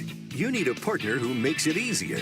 At Mid-City Lumber, we know construction, and we know what it takes to get the job done right. Like quality products from Quaker Window and Doors. For durability, innovation, and selection, the right solution is Quaker. At Mid-City Lumber, we've been making construction easier for more than 50 years. And we're here to make it easier for you. Mid-City Lumber. Start to finish, we're your project resource. Custom railing stairs that gleam. Awnings made just like your dream. American Sun controls the name. Since 1985, they lead the game. Screen enclosures keep bugs at bay. Enjoy your summer every day. Family owned and local too. American Sun Control. Made for you! Hitachi Energy in Jefferson City is seeking beginning and seasoned welders. No certification needed. Gain knowledge and expertise from their expert welders in their Hitachi Welding School. Enjoy a safety-focused and climate-controlled environment while you work. With a benefit package that starts on day one and pay up to $27 per hour, Hitachi inspires progress for a future that you and your family deserve. Join their diverse team of professionals today by applying at HitachiEnergy.com.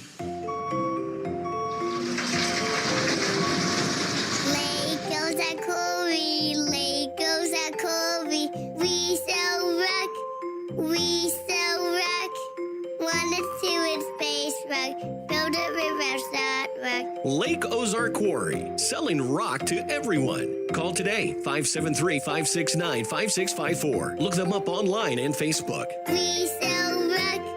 We sell rock. The Butcher Shop in Camdenton invites you to the Lake Ozark Biker Church.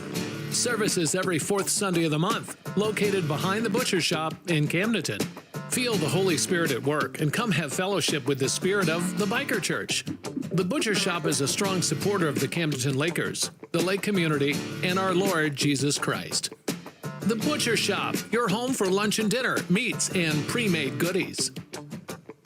All right, team, listen up. This season, the Motor Hut's teaming up with Laker and Indians football to mow down the competition. They've got Steele, Gravely, Grasshopper, and Husqvarna. Top draft picks for the home or business. They bring the muscle, and the Motor Hut brings the unbeatable service and know-how. And when the season changes, leaves fall, snow blows, the Motor Hut's got the gear to keep you in the game. So let's go. Hut to the Motor Hut. You talk about the playmaker. First touchdown of the game. This is Osage Indians Football on KQUL Lake Ozark. It's the Hy-Vee Halftime Show on your Indians' hometown radio station, Cool 102.7. Back here at School of the Osage High School, we are at the Hy-Vee Halftime Show, and after two quarters, Osage down 21-0, Steve, and the Osage offense just kind of struggling to get anything going. Maybe 3, maybe 4 first downs here in the first half. I know you had some issues with your stat keeper your stat keeper program that you like to use there, but I don't know what you have, if anything. But it's been tough going for this Osage offense. Yeah, what I do have is we've punted the ball. I have 5 times here, and then 1 interception. So we've had the ball several times, 6 possessions here, but just haven't really had any sustained drives at all, just like I said, we had the one drive where we had the 2 first downs right there in a row and started feeling like things were going our way, and then it sputtered out, and everything in that first half is all about the Spartans, and not what I expected to see tonight. Had a lot of momentum, I feel like, coming out of Bolivar, knowing we were playing a better more prepared Bolivar team last week, and we came out with the win, and just having a hard time getting things done. And it's not, you can't say that it's one side of the ball. The Spartans really balanced running and passing. They missed some big pass plays early in some of their series, but we saw, that touchdown, their last touchdown there was exactly what it seemed like they were capable of, throwing the ball. So you talk about a team that sets up the pass with the run, and they've been very effective at that in this half. Yeah, I think what we've seen really is just Moberly dominate at the offensive line and the defensive line position, really making it tough for these Osage running backs to get into any kind of space as Arrowwood and Williams are just trying to cut to the outside. And when they're trying to make those cuts, it's too late because the Edge has already won their battle against this offensive line. And it's just they're getting in the backfield, they're making plays, they're making it difficult for Drake and Brock to get anything going. And that puts a lot of pressure on this passing game. And with the conditions out there, I'm not going to make excuses for anybody, but the conditions out there, it's rainy, it's getting a little bit cool out there, and, the offense has just had a hard time getting anything going tonight and finding any kind of consistent rhythm. But like you said, the defense really struggling as well, and then they get the turnover, Steve. They get the turnover, and then Osage comes out on the very first play and turns the ball back over, and that felt more like a gut punch. And that took the wind out of any kind of sails and any kind of momentum that the Indians might have been able to get going there. Well, I tell you, there's a reason we play 2 halves of football. And so it'll be interesting to see, adjustments will be made at half. It's going to be a heart check here in the locker room to figure out, okay, what can we change? What are we going to do different this half? And let's see. It wouldn't be the first time a team has come back from a 3-touchdown deficit. So let's see, if nothing else, it's a character check in, hey, who are we going to be tonight when we're down? And we'll be right. Oh, sorry. No, go. We'll be right back here next week as the School of the Osage Indians will take on the Blair Oaks Falcons. So things really aren't going to slow down for School of the Osage after tonight, as they'll have the #1 ranked team, and I believe Class 2 in Blair Oaks. And I believe I was told that Blair Oaks, #1 ranked team in Class 2, and they are playing the #1 team in either Class 3 or 4 tonight. So that is a huge matchup going on there. As you probably don't see that too often, 2 #1 ranked teams taking on one another. But that is who we'll be having coming into town next Friday night. Of course, we'll have that broadcast for you right here on Cool 102.7, as well as at MoSportsZone on YouTube at MoSportsZone and on our Facebook page, KQUL. We are live there right now as well. But Osage down here 21-0 at halftime. We'll take a break. We'll come back and we will take Steve to school. It is going to be the first edition of Stevie Madison, where Steve is going to have to answer kindergarten questions and try and graduate on to first grade questions next week. Come back, find out if he's able to do it. We'll take a break. Back with more after this. You're listening to Cool 102.7 Sports. This is America, where football means football. As the bumps and bruises of football season and life build up on our bodies, wouldn't it be nice to soak away those issues in a brand new Bullfrog Spa from Pacific Pools? Enjoy stepping away from the rigors of life, the aches and pains of the past, and current injuries, arthritis, or stress of the workday. Get yourself into Pacific Pools and order your new Bullfrog Spa today. It only takes 21 days to construct and ship. And listen to the Lakers take the field, all while soaking in your new Bullfrog Spa. Take a break and make your escape to the hidden gem of the lake, Old Kinderhook. Golf the finest course and dine at the best restaurant, the Trophy Room. Happy hour is 3 to 6. Enjoy prime rib Friday and Saturday. They've got a wine list that matches its cuisine and spa for your golf swing. Old Kinderhook invites you to escape today. Come stay and play for a weekend. A proud supporter of your Camdenton Lakers and Osage Indians. Look them up online and Facebook. At Lake Regional Health System, excellence is everywhere, in the care of a nurse and the dedication of a doctor. As our pursuit of excellence continues, we're proud to announce our membership in the Mayo Clinic Care Network. Their specialists and research supporting ours, because excellence lives here. Learn more at lakeregional.com/Mayo. Where there's smoke, there's barbecue. Hi, I'm Greg Dierberg. You heard that right. No liquid smoke flavor at Dierberg's. It's all smoked fresh with apple and cherry wood at each one of our stores.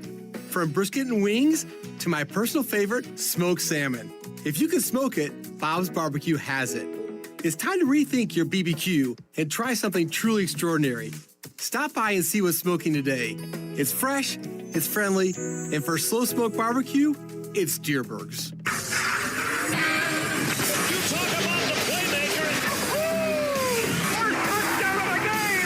This is Osage Indians Football on KQUL Lake Ozark. It's the Hy-Vee Halftime Show on your Indians' hometown radio station, Cool 102.7.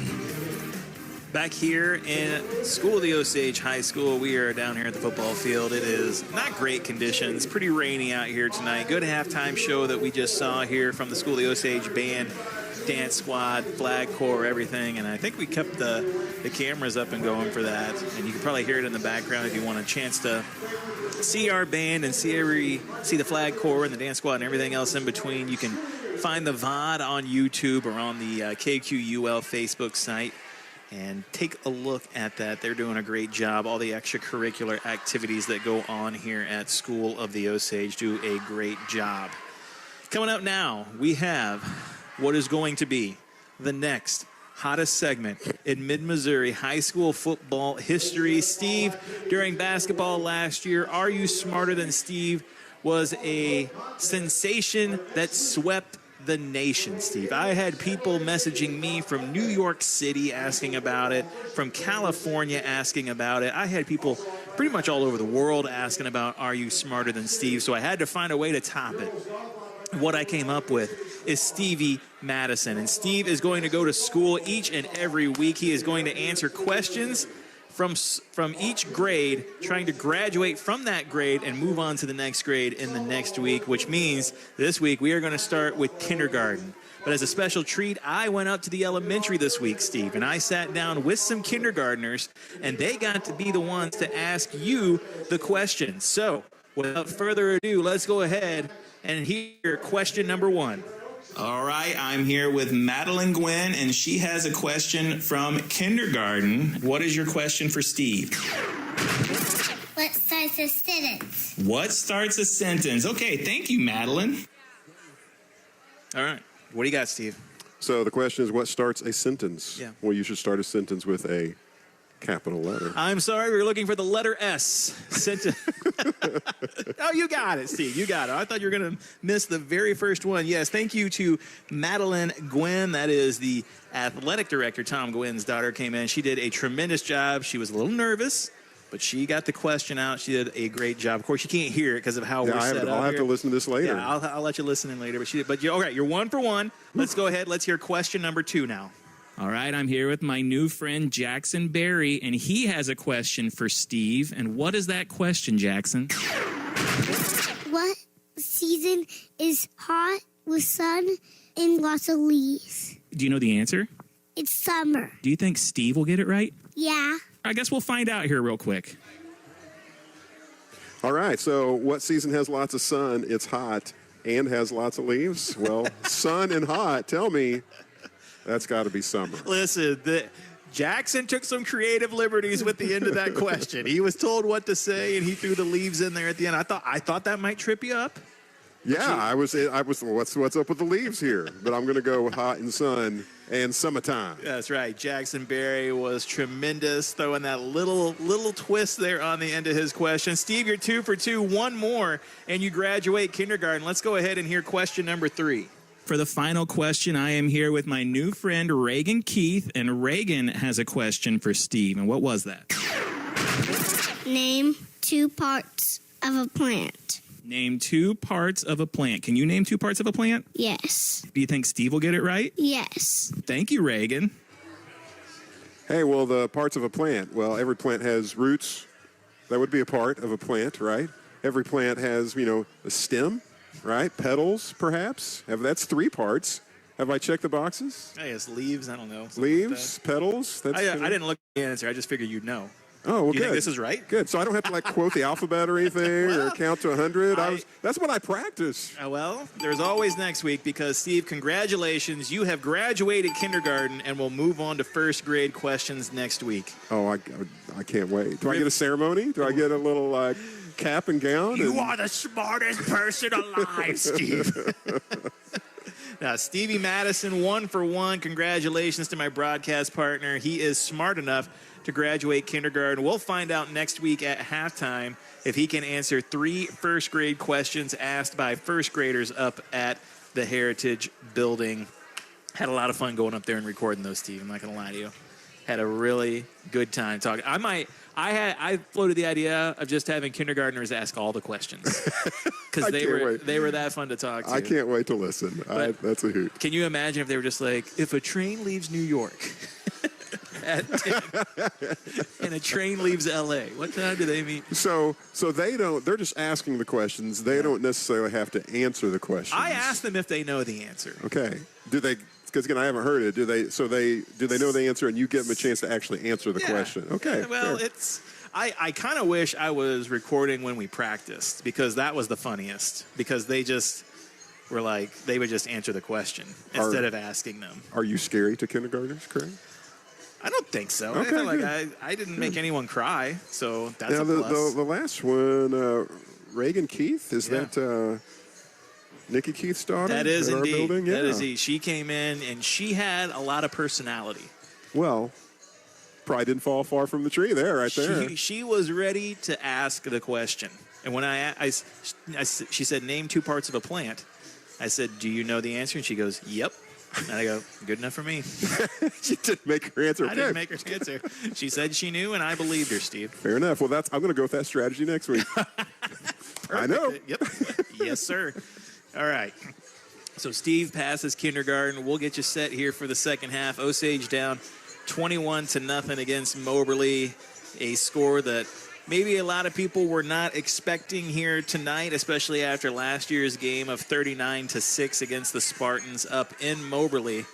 But Osage has come in and struggled with these conditions, struggled with the Moberly offense and defense at times tonight, and just has had a hard time getting any kind of momentum going. We'll see if they can get things turned around in the second half. As far as other sports going on around the area, big game going on tomorrow in Columbia, Missouri, as the Indians will host the Kansas Jayhawks, as it is the first time these two teams have played each other in quite some time. The rivalry is back up at University of Missouri, with the Jayhawks coming into town. Unfortunately, Missouri will be without their starting quarterback, suffering a lower leg injury last week, and they will have their backup quarterback in, and we'll see if that makes a difference. And the Tigers coming out on top tomorrow. Obviously, Mizzou picking up a huge win last week over Central Arkansas Tech University State. I don't even know what it is of the blind. I don't know. It was a pretty lopsided victory for the Tigers, as they got the win in that one to move to 1-0. We'll see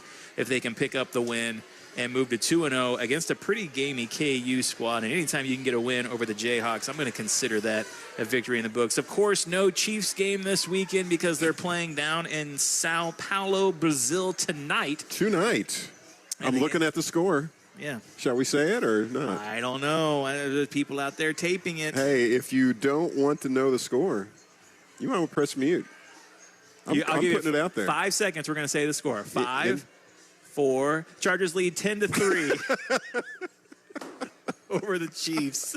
Oh, man. And they would have stopped it by now.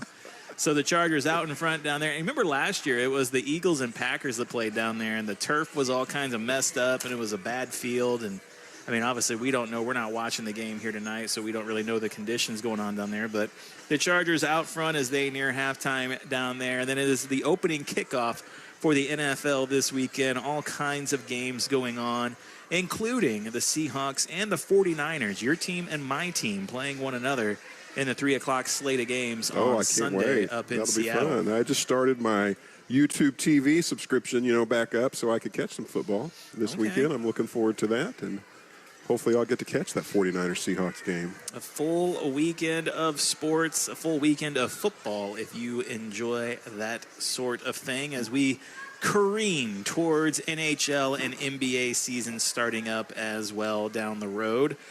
But right now we have the second week of the season for School of the Osage. They are down 21-0. They'll get the ball to start the third quarter. We'll take a break, come back with that kickoff for you. You're listening to Cool 102.7 Sports. When you're looking for a new furnace or air conditioner, price is important, but warranty, reliability, and efficiency are big factors too. At DeGraff & Reed Heating and Cooling, you'll receive very competitive pricing on the industry-leading Air Ease products. Every Air Ease product is built on 80 years of experience, testing, and research. Servicing the Lake and Jefferson City areas for nearly 15 years, DeGraff & Reed Heating and Cooling. For reliable products offered by reliable people, call Call DeGraff and Reed Heating and Cooling. When it comes to your safety, hire the best. Elite Security Services delivers professional, highly trained security for your business, condominium, home, or event. Backed by years of law enforcement and military experience, their team offers unmatched protection you can trust. Elite sets the standard for excellence in private security. Call 573-280-8018 today to discuss your security needs. That's 573-280-8018. Elite Security Services. Protection, precision, peace of mind. Polylift boat lifts. In 1975, Gerald Ford was president, gas was 53 cents a gallon, and Saturday Night Live debuted. It's also the year Polylift boat lifts was born. 50 years later, Polylift is still the best boat lift you can own. Trust Polylift, built with quality and integrity for 50 years. Remember, for the last 50 years and the next 50 to come, you know what they say. We don't just build boat lifts, we build Poly lifts. Big hits belong on the field, not your car. When life throws you a hard tackle, High Tech Collision and Auto Body is your MVP for complete collision repair. You've seen the big yellow trucks. Now remember, they fix your vehicles too. Fast, friendly, and hassle-free. Experience the high-tech difference in person, online, or call 348-9070. Proud supporters of the Lake community, Camdenton Lakers and Osage Indians. Go Lakers. Go Indians. Go High Tech. My car! Life comes at you fast, sometimes too fast. Should have remembered the golden rule. No, not that one. Golden Rule Insurance. Call them for personal lines of insurance for home, auto, life, boat, and RV. And the best part is, when you bundle, you can save actual money. Golden Rule staff are educated and trained to ensure their customers have the very best service. Find personal lines of insurance that work for you. You can find them on Osage Beach Parkway in Osage Beach. Golden Rule Insurance Agency. Coverage you need, people you trust. No pressure, low prices. Hi, this is Jason at Hewlett Chevrolet Buick GMC in Camdenton. I want to tell you about our award-winning collision repair department. We can repair any make or model and make it look like new. Our staff is second to none and works hard to get you back on the road as fast as possible. We offer free transportation for your convenience and peace of mind during the repair. Come see us today for all of your collision repair needs at Hewlett Chevrolet Buick GMC in Camdenton. No pressure, low prices. That's the way we do it. Shop Hewlett. ShopHewlett.com. You talk about the playmaker. First touchdown of the game. This is Osage Indians Football on KQUL Lake Ozark. It's the Hy-Vee Halftime Show on your Indians' hometown radio station, Cool 102.7. Back here at School of the Osage High School, where the School of the Osage Indians down 21-0 here at halftime. They are set to receive the kickoff at the start of the third quarter. If you're just now tuning back in, Steve has passed kindergarten. I know the suspense was, it was real, palpable, you might say. Let me ask you, did you have any fears at all of missing any of those questions?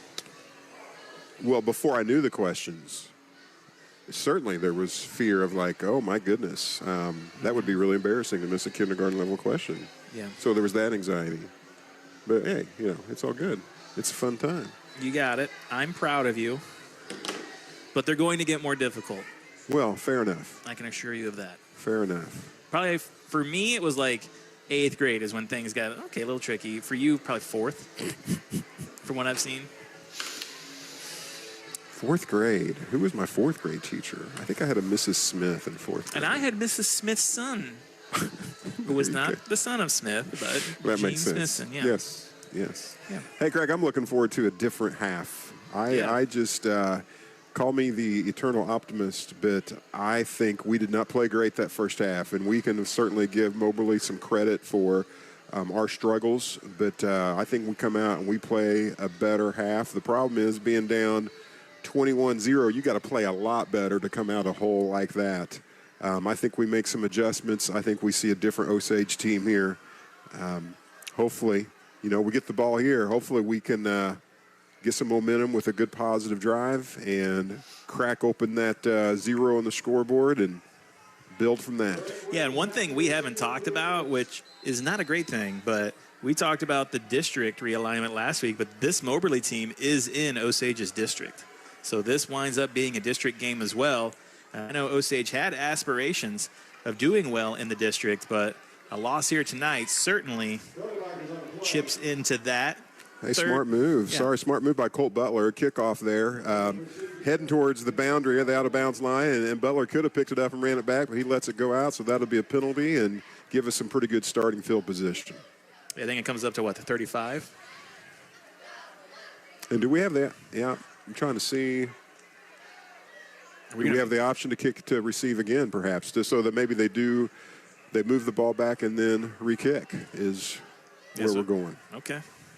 You know what? I don't think I've ever seen that. I don't think I've ever seen the decline of that and then a re-kick. Have you? Not that I recall. It would be weird if you saw it without me. Hey, that's some confidence in your returners there, right? Yeah. Hey, we need a big play. We got some athletes back here that can make it happen. Williams, as in Drake, he hasn't had too many chances here to return the ball. Players know not to kick it to him. And this will go to the up man Butler, and he will return it. And he gets a step, and he's going to get better field position than what we got with the penalty, and Osage will take over at their own 40-yard line.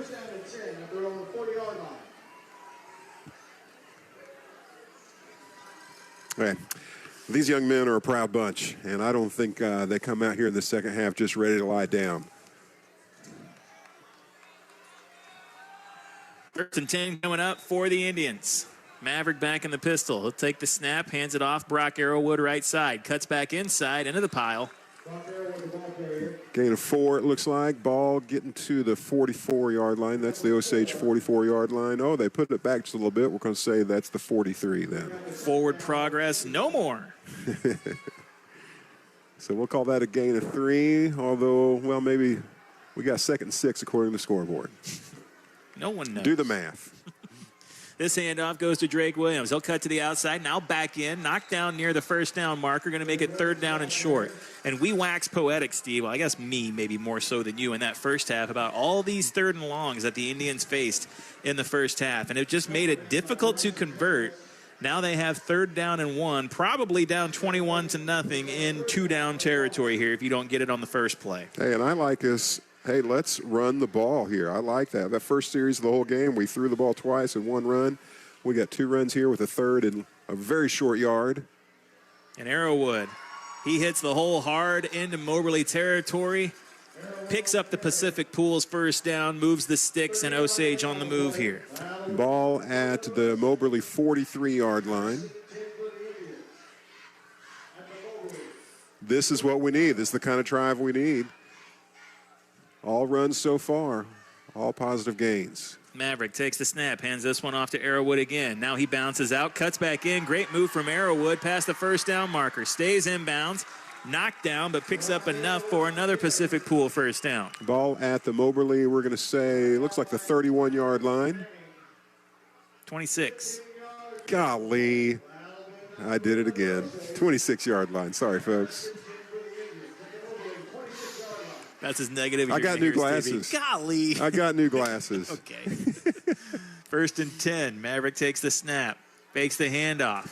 Looking for Wall. Now looking for someone. Wide open. Colt Butler back behind the defense for the That's touchdown. what I'm talking about. Maverick to Colt Butler for the long touchdown, and the Indians are on the board here in the second half. And that's what happens when you pound the ball, run, and now they're crowding the line. They're going to stop that, and Colt Butler was just as wide open as he could be, walking into the end zone with the ball all by himself. Hey, great protection up front from the Indians as well as Maverick rolled out, gave him the time he needed to complete that pass downfield to Butler into the end zone, and the sophomore scores for the first time this season. Now Brady Clark back to kick the extra point, snap back, hold down, kick up, and good. Flag, we got yellow. Yep, yellow on the field.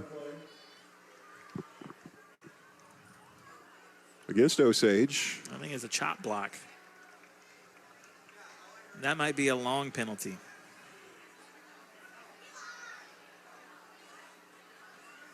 I don't know. What does that motion mean? If it's 15 yards and it's some kind of a legal block, if it's 5, well, I don't know. You know, I used to think I was pretty confident in my ability to see the signals from the official and know what they're saying. But so we're moving the line of scrimmage back to. Yeah, it's just 5. Yeah. 89-yard line here. 89-yard line. Yes, 89-yard line. That's not going to bother old Brady Clark, though. He's got this. Oh, Brad said what the penalty was. I missed it. Excuse me, Mr. Yoder. He's retired. Brad. He's retired and you're a graduate, right? That's right. We're basically the same. 6-1. All right, so move the extra point back a bit. Snap is back. Hold is down. Kick is up. And it is good. Osage on the board. 10:05 left to go here in the third quarter. 21-7 on the scoreboard. Take a break. Back with the kickoff after this. You're listening to Cool 102.7 Sports. Get game day ready and save big on deals at Hy-Vee. Yoplait yogurt, just 59 cents each. Shredded cheese, 5 for $10. Boneless pork shoulder roast, only $2.98 a pound. Plus, earn stackable savings at the pump when you swing by Hy-Vee's Deli for all your game day favorites at Hy-Vee.com and in Osage Beach, Jefferson City, Columbia, and Springfield. Hy-Vee, where there's a helpful smile in every eye. This is Osage Indians Football. Here's the call of the game on your Indians' hometown radio station, Cool 102.7. Osage scores on the first possession of the second half. A big throw from Maverick Trusty to Colt Butler, and Osage on the board 21-7 now. Moberly out in front, 10:05 left to go here in this third quarter. Took just a little bit less than 2 minutes for Osage to say, hey, this half is going to be different. Honestly, scoring that touchdown drive may have been the easier part. The next challenge is, can we stop the Spartan offense? They had a hard time doing that first half. Kick is up and away from Clark. And it is going to be mishandled at the 10. And I think that's Tiger, and he broke 4 or 5 tackles. They say the ball is out. And waiting for a signal from the official. Osage, they know what the signal is, and it's going Osage way. It is a turnover on the kickoff. Tiger fumbles. Osage recovers, and they will take over at the 25-yard line. Schreiman recovers the fumble for the Indians. Wow, boy, a game can change in a hurry, and the Osage Indians here have a chance to cut a 21-0 deficit down to just 1 touchdown with a score here. They're 26 yards away from making this a brand new ball game. 9:55 left to go here in this third quarter. Maverick back in the pistol.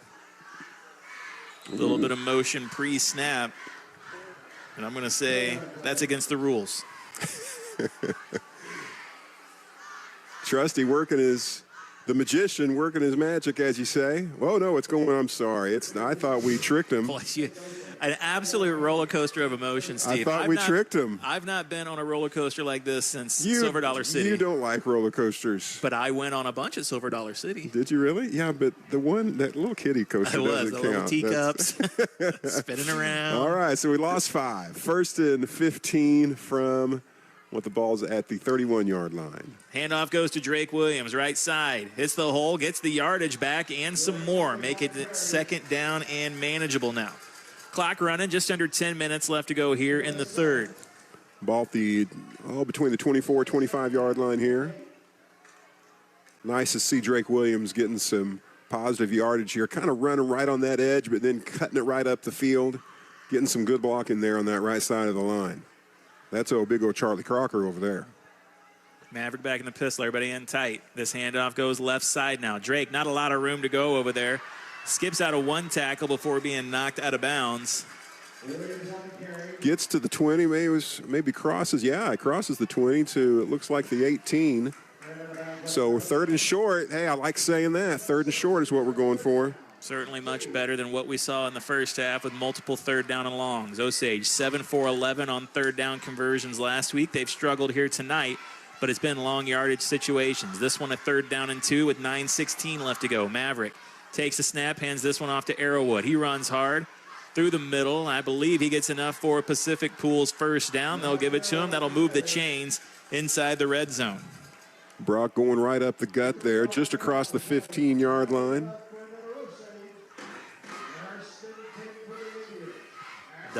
Sorry, go ahead. No, I was going to say, he's one that's hard to stop. When you need short yardage, Brock Arrowwood, I'll date myself here. Reminds me a little bit of Marcus Allen in knowing how to find the crease and get it across the line there. Clock moving. Play action. Maverick on the keeper, has blockers out to the right side. Now breaks a tackle, keeps the legs moving, and I believe he's into the end zone for a touchdown. Maverick Trusty with the bootleg, and he's pushing a blocker down the field and gets a push from behind into the end zone. 6 points on the board for the Indians. I tell you what, I'm a believer in Maverick Trusty, but starting the season, that's not one of his skill sets. I was excited about seeing him run the ball, right? But he is making me a believer. What a great carry. Just some patience, using his blockers, getting across there, pay dirt. And we're looking at 1 point away from cutting this down to a touchdown. Low kick, low holds. Low snap, low hold. Kick is up and good, though. Osage taking the fumble, turning it into points. 21-14 here in the third quarter. 8:41 left to go. We'll take a break. Back with more after this. You're listening to Cool 102.7 Sports. Dooley Red Door has been a trusted name around the lake area for dependable and quality garage doors. Our business is continually growing, and we are looking for motivated, energetic individuals to join our team. With an outstanding reputation, Dooley Overhead Doors needs more installers that are trustworthy, have reliable transportation, can pass the drug test, and help build our company here at the lake. Please send your resume to dooleydoors@socket.net or call 573-348-4399. Let's get back to the action of Osage Indians football. Here's the call of the game on your Indians hometown radio station, Cool 102.7.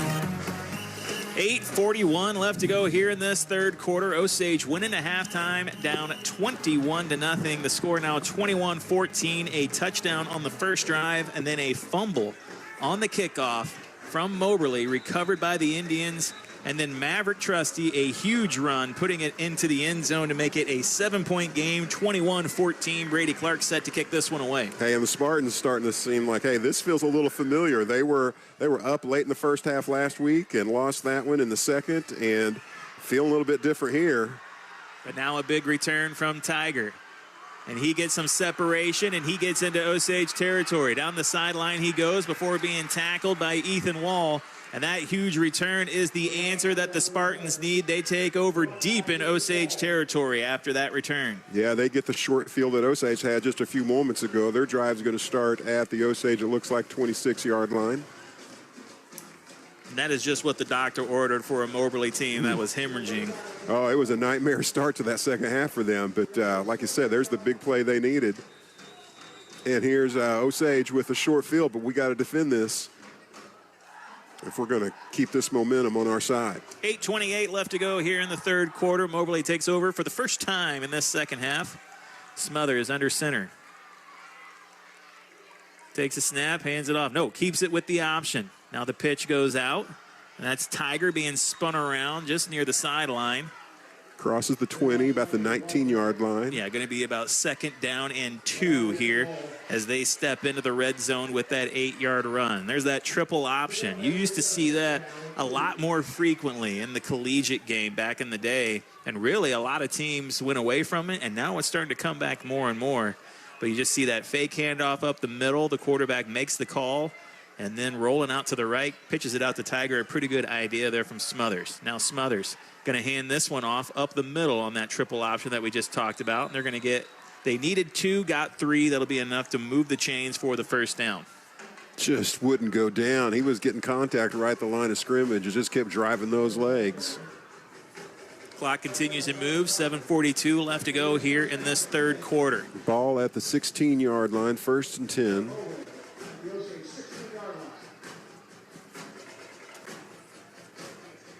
Last week, this Osage defense would bend but not break, and they're going to have to not break right here to keep themselves in this game. Smothers back in the shotgun, 2 receivers out left. He'll take the snap, now hands it off. This is Tiger going left to right, looking for some blocks out there. He's hit by 2 defenders and knocked out of bounds. That'll stop the clock. A gain of 2, make it 2nd down and 8 for Moberly. Ethan Wall there again, driving him out of bounds.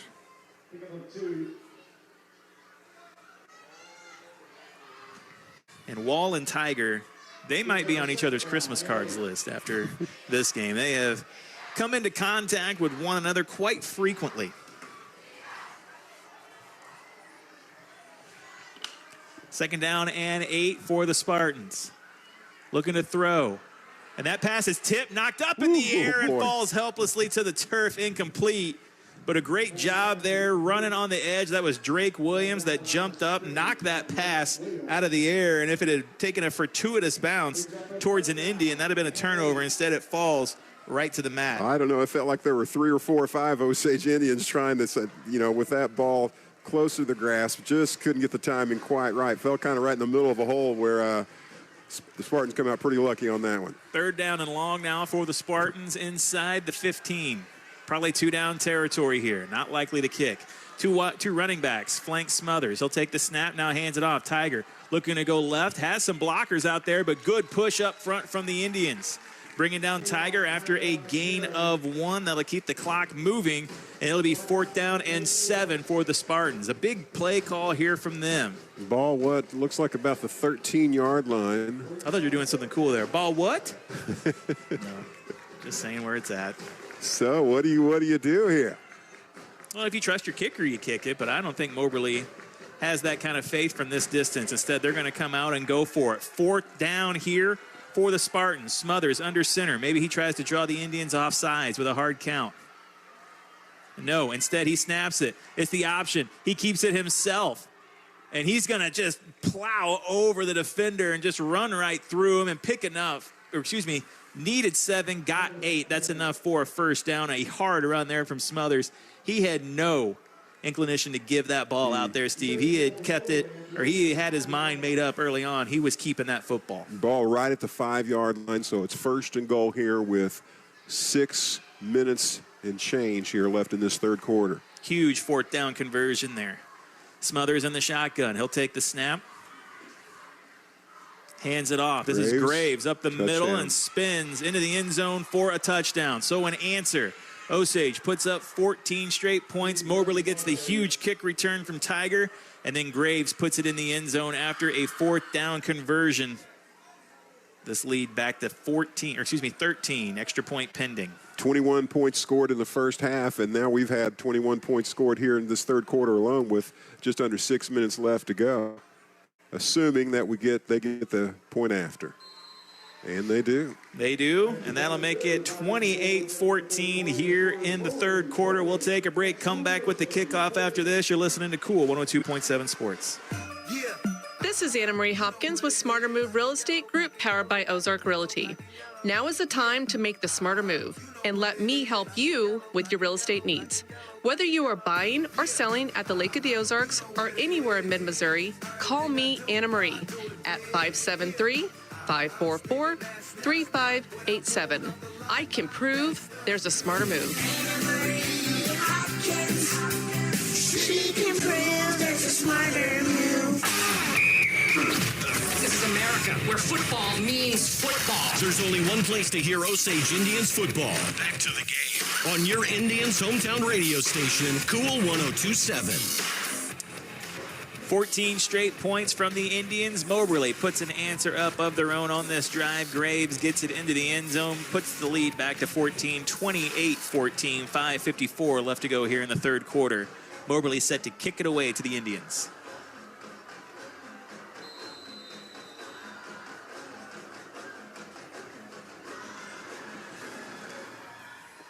Ball is up and be fielded by Butler right around the 10.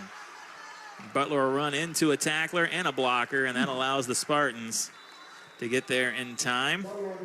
So a short return this time for the Indians sets up a long field for School of the Osage on their 3rd possession of the 2nd half. Starting with their drive at the 24-yard line. I tell you, Butler's going to get some opportunities to return the ball because nobody wants to kick it to Drake Williams. So he's going to have to be ready for that. He took a beating on that one. Yeah, he got hit a few times there. 5:46 left to go here in the third quarter. See what Osage does on this drive. Maverick takes a snap, hands this one off. No, pitches it out. They do an option of their own, trying to get Drake out into space. He's able to clear the corner, but knocked out of bounds shortly after that. We're going to spot that ball maybe the 28-yard line, it looks like. So gain of 3 or so, maybe 4. Osage doesn't run the option a lot, but we've seen Maverick run it a few more times this season than we have in previous seasons. So certainly an option that he would keep the football. There he decides to pitch it out. Hey, it was the speed of Williams there that got us those 4 yards. He looked like he was stopped for nothing, and he just ran to that corner. Yeah. Now Maverick hands this one off. Arrowwood, right side, hits the hole hard, tries to keep his legs churning. He's hit and knocked down shortly after picking up about 3 yards. So it'll be third down and short once again. Spotting the ball at the 33, we'll say. Third and a good yard here. 3 feet. Maybe 4. Clock running. Maverick will take the snap, hands it off. This is Arrowwood, and he gets space, breaks through into the second level, now into the secondary before he's taken down. And that's a good hard run there from Arrowwood. Pacific Pools first down, moves the chains, and the clock continues to run. 5 minutes to go here in the third quarter. Ball on the 44-yard line. I love watching him just cut right through the trenches there and find space. Maverick hands this one off. Drake Williams. Drake not quite as lucky at breaking through the line there. He got one there. It was a hard-earned one there, crossing the 45-yard line here. So that's going to set us up for second and probably 9 yards here.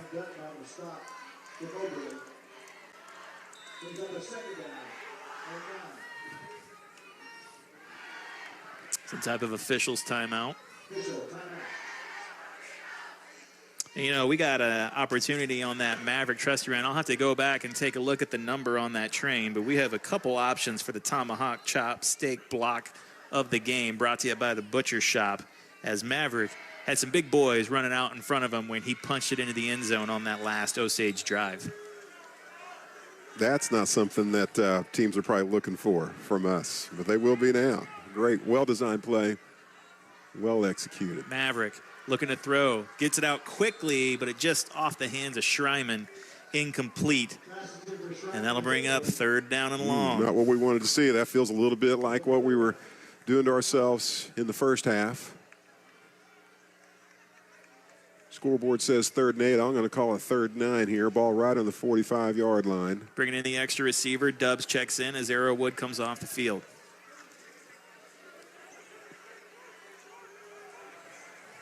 We got Butler in the backfield here. Maybe try and get something out to him on some kind of swing pass. And they do. A little bit of misdirection. Nice move by Butler. He cuts back into the middle of the field, gets a block downfield, stumbles to the ground.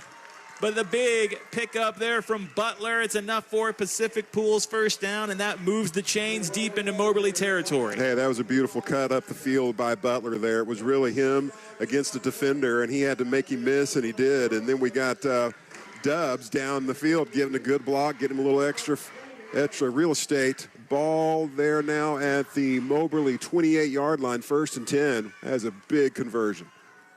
Trusty takes a snap, hands this one off. Drake Williams cuts back inside, goes over a tackler, now knocked down past the first down marker. Another Pacific Pools first down for Drake Williams, and that moves the chains inside the red zone for the Indians on this drive. Ball at the 16-yard line, gave him probably 13 yards there. Drake Williams really kind of showing some patience, kind of waiting for that hole to develop, and then just explodes right through it for that gain. Maverick takes the snap, hands this one off. Arrowwood, right side, cuts back in, breaks off one tackle, brought down after about a gain of 3. Something you don't see Brock Arrowwood do very often is lose yardage. He just finds a way to move that ball down the field. Our Mills & Sons insurance player of the game from last week, Brock Arrowwood, picking up 3 yards right there to make it 2nd and 7. 3:02 left to go here in the third quarter. Maverick under center, takes the snap, now hands it off on the misdirection. This is Colt Butler coming right to left, knocked forward near the first down marker. We'll see what the ref calls on this one. I think it might be 3rd and short. Yeah, this a little, well, we're spotting the ball maybe the 9-yard line here. Yeah, we were a bit thrown off by the depth perception, Steve. We got a rough angle here. Normally a major problem in basketball for us, but here it is, rearing its ugly head in football. 3rd and 3. Ball at, we're going to say, the 9-yard line. Maverick running the play in, likely 2-down territory here, down by 14. 2:23 running clock. Maverick back in the pistol. Got Arrowwood and Williams. Hands this one off to Williams on the right side. Going left to right, trying to get out to the edge. Now stutter steps, trying to get to the corner. Stays on his feet, touchdown. into the end zone. Touchdown, Drake Williams, his first of the season. Drake Williams just showing some patience, using his blockers, and then at the end, he just had to kind of muscle it right through the defender, kind of raising that ball up in the air and just going right through him. That is a tough run by the young man. Yeah, using that stiff arm to get into the end zone. 4-6, his first touchdown of the year. Good hard run there from Drake Williams. Osage scoring their 3rd touchdown of this quarter. What a quarter we've had here. Snap back, hold down, kick good. 28-21 on the scoreboard. 2:11 left to go here in the 3rd. We'll take a break, come back with more after this. You're listening to Cool 102.7 Sports. This school season, get on your game at the UPS store in Osage Beach, next to Deerberg's. They print it all. Invites, books, promos, cards, and ship it anywhere. Military and small business discounts. Totally. Package pickup. For sure. Open 7 days a week. Proud supporters of the Osage Indians, Camdenton Lakers, and Lake Second Home owners. The UPS store. Be unstoppable. Visit theupsstore.com and look for Osage Beach or call 573-365-6991. This is Osage Indians Football. Here's the call of the game on your Indians' hometown radio station, Cool 102.7. 2:11 left to go here in this 3rd quarter, and it has been a completely different quarter than what we have seen so far in the first half. 21 points for the Indians here in this quarter after being shut out in the first half. 28-21 on the scoreboard, and Osage set to kick it away to the Spartans, who had a great kick return last time to kind of staunch their bleeding and get one back on their own. You talk about it, Steve. We said off the air, maybe don't kick it right to Tiger. Yeah, but we might have had a discussion. But I'm saying there's Graves and the other running back there as well. And it is going to be a short kick, going to bounce and mishandled. The ball knocked on the turf. Graves winds up coming up with it, but he is going to be brought down at the 35. So he mishandles it, the up man does. He kind of took his time picking it back up. We're going to call that the 25, and I feel like I have to do that. What'd I say? You said the 35. You've waited your whole life for a chance to correct. You did it, My Steve. whole football life. You did it. All right, ball at, as I said, the 25-yard line, 1st and 10. Let's say the 26. Okay, fair enough. Osage needing to stop here if we're going to, we've had a great 3rd quarter here, but to get back on the winning side of this game, we got to get a stop. Yep. Smothers back in the shotgun, takes the snap, hands it off to Tyga.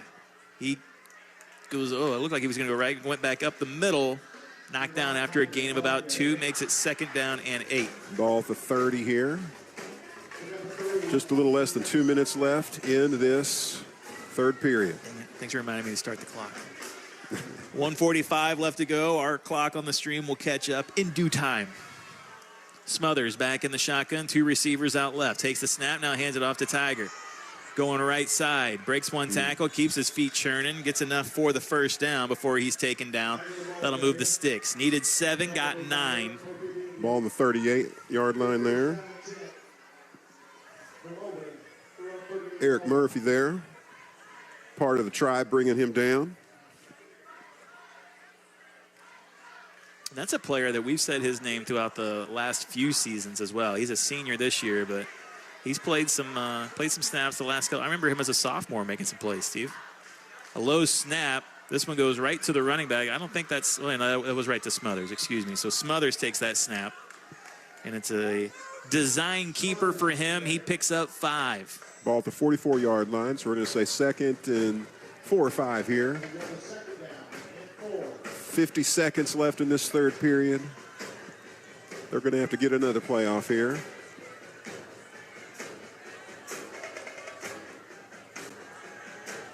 Moberly just doing what they do, running that ball and just picking up, 4 or 5 yards at a time.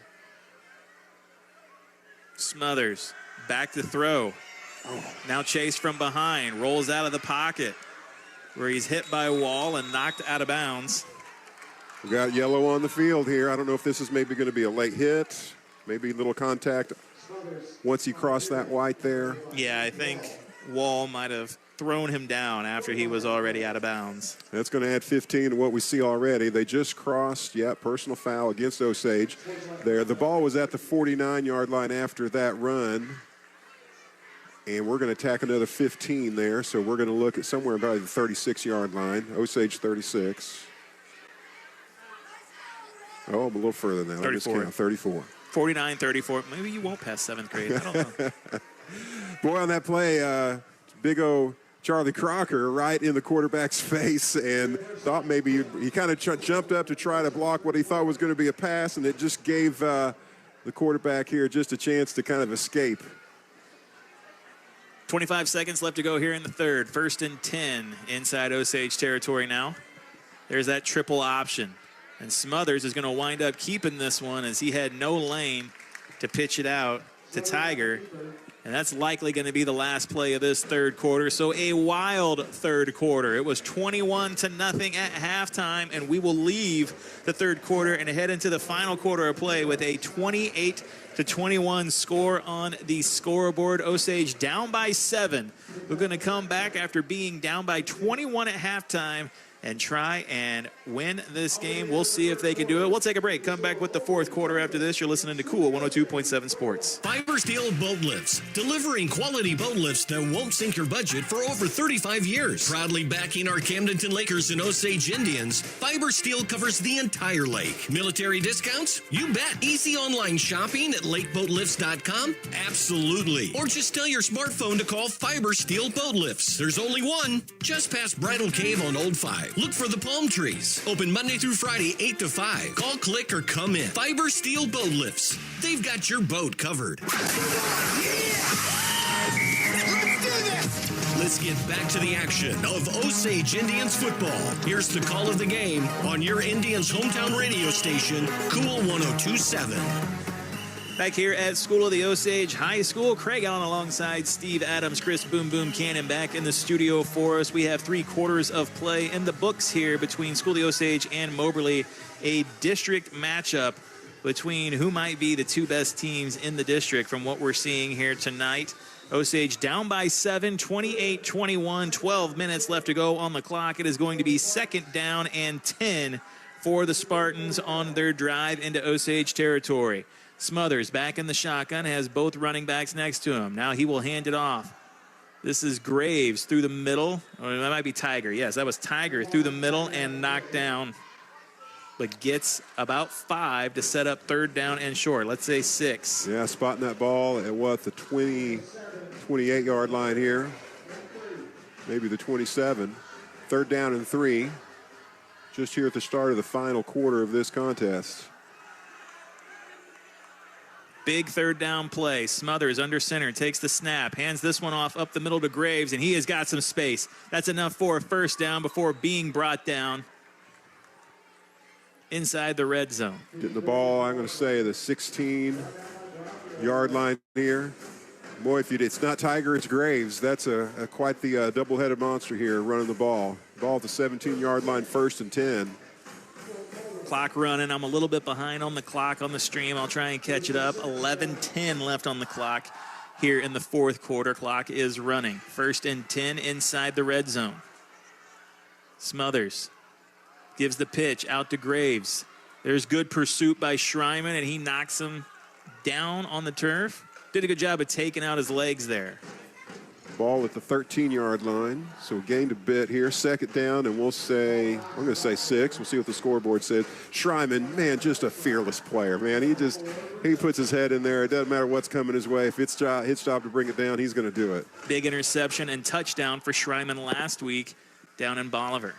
Makes the tackle on that play. 10:30 left to go here in the 4th quarter. 2nd down and 6. Smothers under center. This hand on, and they had him in the backfield. They get him, or excuse me, right at around the line of scrimmage. They get Tiger. Cracks the 10-yard line. The ball about at the 9. We got an Osage player having a hard time getting up here. I can't tell who it is right now. Yeah, we got an official timeout on the field as they'll come out and take a look at him. Looks like it's a cramp of some kind. So 3rd down and short in the meantime, and this is Moberly Spartan football here tonight. Yep. This is what they've excelled at, getting these short yardage situations. We don't have their 3rd down conversion rate. Osage's 3rd down conversion rate was pretty stellar last week, and that's what allowed them to kind of take home the victory down the stretch as they controlled that clock and game at the very end. But that's kind of what we saw Osage do to Bolivar last week. That's kind of what we're seeing Moberly do to Osage here tonight in this second half. It's a huge drive for Moberly here to go up 2 touchdowns here in the final period. That's a hard. Yeah, this would be a big score. I mean, at the pace that Osage is scoring, I'm not going to say you can't do it. I mean, we still got a lot of football to play here. But you know that's what? Certainly what they want to have happen. I'm not trying to be that guy, but you take a look back at that passing touchdown right at the end of the second quarter. And if you're able to kind of stop that one and keep him out of the end zone, you can't play what if, though. 3rd down and 2 inside the 10. Smothers takes the snap. Going to keep this one himself. He's grabbed, spun around, and Osage is going to stop the forward momentum.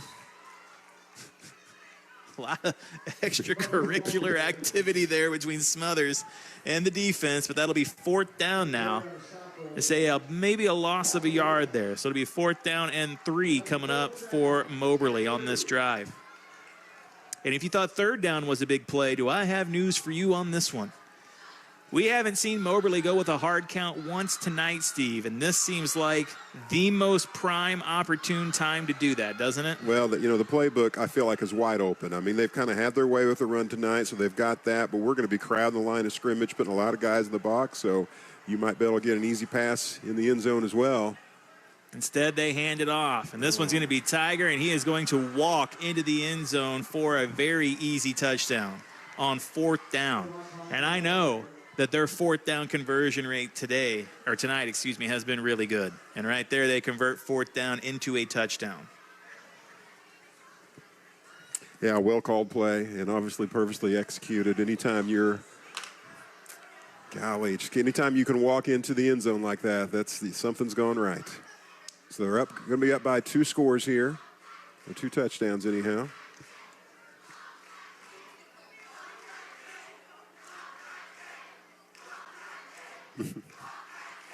Block that kick. Cheers going from the crowd. That's not going to happen. They get the extra point there. 35-21, 9:03 left in this final quarter of play. We'll take a break, come back with the kickoff after this. You're listening to Cool 102.7 Sports. Tired of settling for low CD rates at your bank? Lock in a great rate at First Bank of the Lake today. We offer some of the best CD rates in the nation. CDs make saving a cinch. They combine security with great investment returns. Don't miss out. Maximize your savings with a secure, high-yield CD. Check out our rates at fblake.bank and lock in a great CD rate today with First Bank of the Lake. Member FDIC. See bank for details.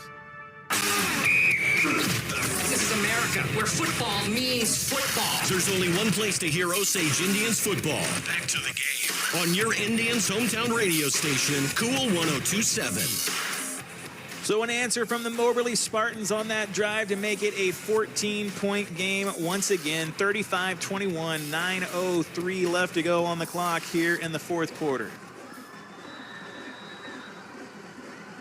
Well, Osage in a situation with the hole here. We got to answer. We got to have the score here.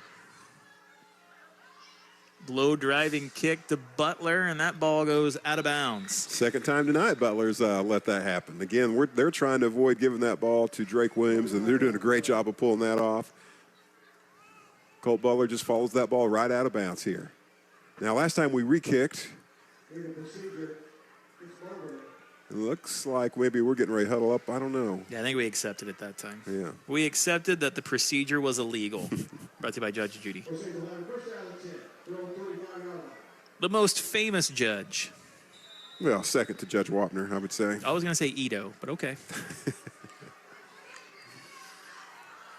All right, so Osage out here on offense. 4 wide receivers out for Maverick Trusty. Man in motion is Butler, and he'll take the handoff going right to left, getting a block out on the wing. Now cuts back in past the first down marker and midfield before being brought down. A hard run there from the sophomore Colt Butler for a Pacific Pools first down. Well, I'm impressed by his ability to kind of run after the edge and just cut, just turn on a dime right up the field, and that was the difference in that play. Here we're crossing midfield to the 47-yard line of Moberly. Good blocking out there. Yeah. Sorry, good blocking out there on the edge from Drake Williams and Schreiman. 3 wide receivers out to the right now for Maverick. He'll roll out that way, looking for Wall. Has Arrowwood in the second level. Instead, gets it out to Wall, who's knocked out of bounds. Ethan Wall's first catch tonight, near a first down. It's going to be a yard short, even though Wall got up and said it was a first down. Hey, he's been targeted several times tonight. Nice to see the completion here, second and short. Yeah, he had Arrowwood open in the second level as well, but you just get it out quickly in that situation. You want to make sure Wall has a chance to make the play there. Second down and 2 for the Indians. Maverick takes the snap, hands this one off. Drake Williams. He's going to bounce it to the outside now. Good block on the edge by Schreiman. And Williams knocked out of bounds, stays on his feet. 8:27 left to go. Another Pacific Pools first down. Schreiman is just a beast. It just feels like he plays about twice his size. Yeah. Just impressive.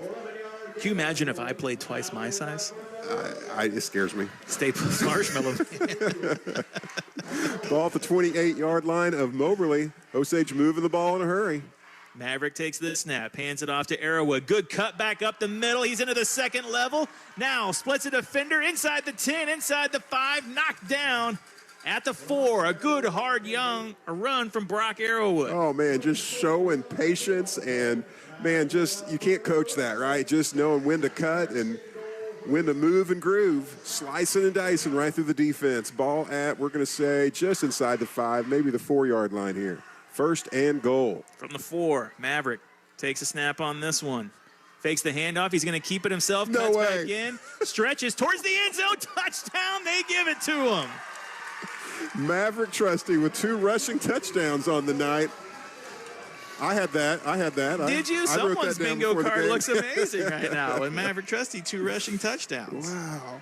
It fooled me. That was a well designed play for sure. Extra point pending. Osage scoring quickly there to make it 27-35, 7:58 left to go. Here. It was just barely over 9 minutes, I think, when we started that possession. When you're scoring that easily, it makes me. I mean, who can stop you? But where was this first half, right? Yeah, that's a good question. Extra point is good. Makes it a 7-point game, 35-28. We'll take a break, come back with the rest of this game after this in the kickoff. You're listening to Cool 102.7 Sports. Dude, she said yes. What are we doing for homecoming? No worries, bro. We're getting a limo from Z's Limo Service. Tons of room. It's gonna be epic. Arrive in style with Z's Limo Service or rent the party bus for your game, concert, or event. Z's Auto Rentals has the vehicle that best fits your needs, and they're easy to work with. Just call 573-365-2366. Z's Limo Service and Auto Rental. 573-365-2366. This is Osage Indians Football. Here's the call of the game on your Indians' hometown radio station, Cool 102.7. 7:58 left to go here in the fourth quarter. A second Maverick Trusty rushing touchdown for the Indians tonight has made it a 7-point game, 35-28. Osage is in need, I think, to win this game. We're going to have at least 2 stops here, and we got to have this one right here. We got to find a way to keep them from scoring. I'll take one stop at a time. Let's get the first one here.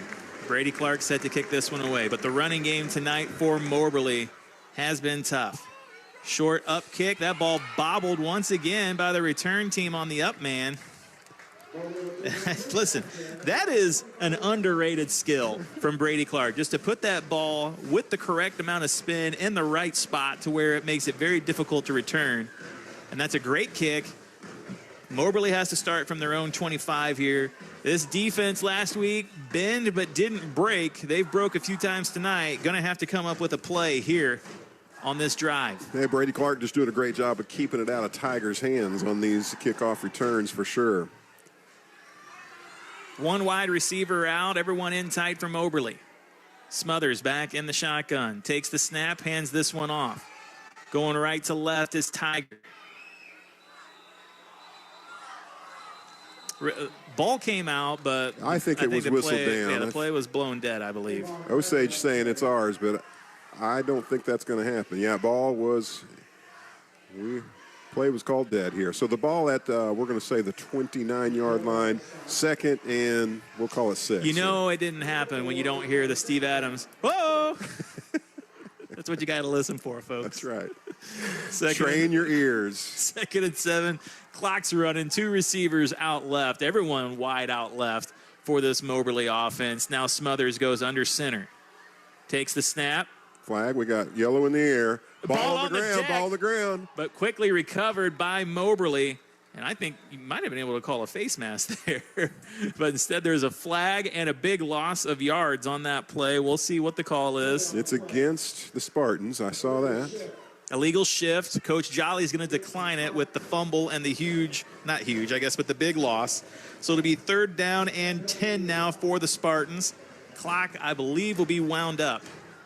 Here we go. Osage with a chance to get the stop here that they need to get the ball back and to try to tie this game. 7:07 left to go here in the 4th quarter.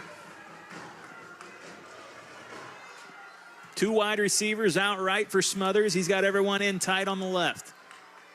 Takes the snap, fakes the handoff, rolls the pocket out, has his guy down the field, tries to throw it. Now he's going to take off. He's hit by 2 Indians and brought down short of the first down marker. It's going to be 4th down and about 3 for the Spartans here. They'll run some clock off. No, instead the clock will stop as Smothers is down after the hit.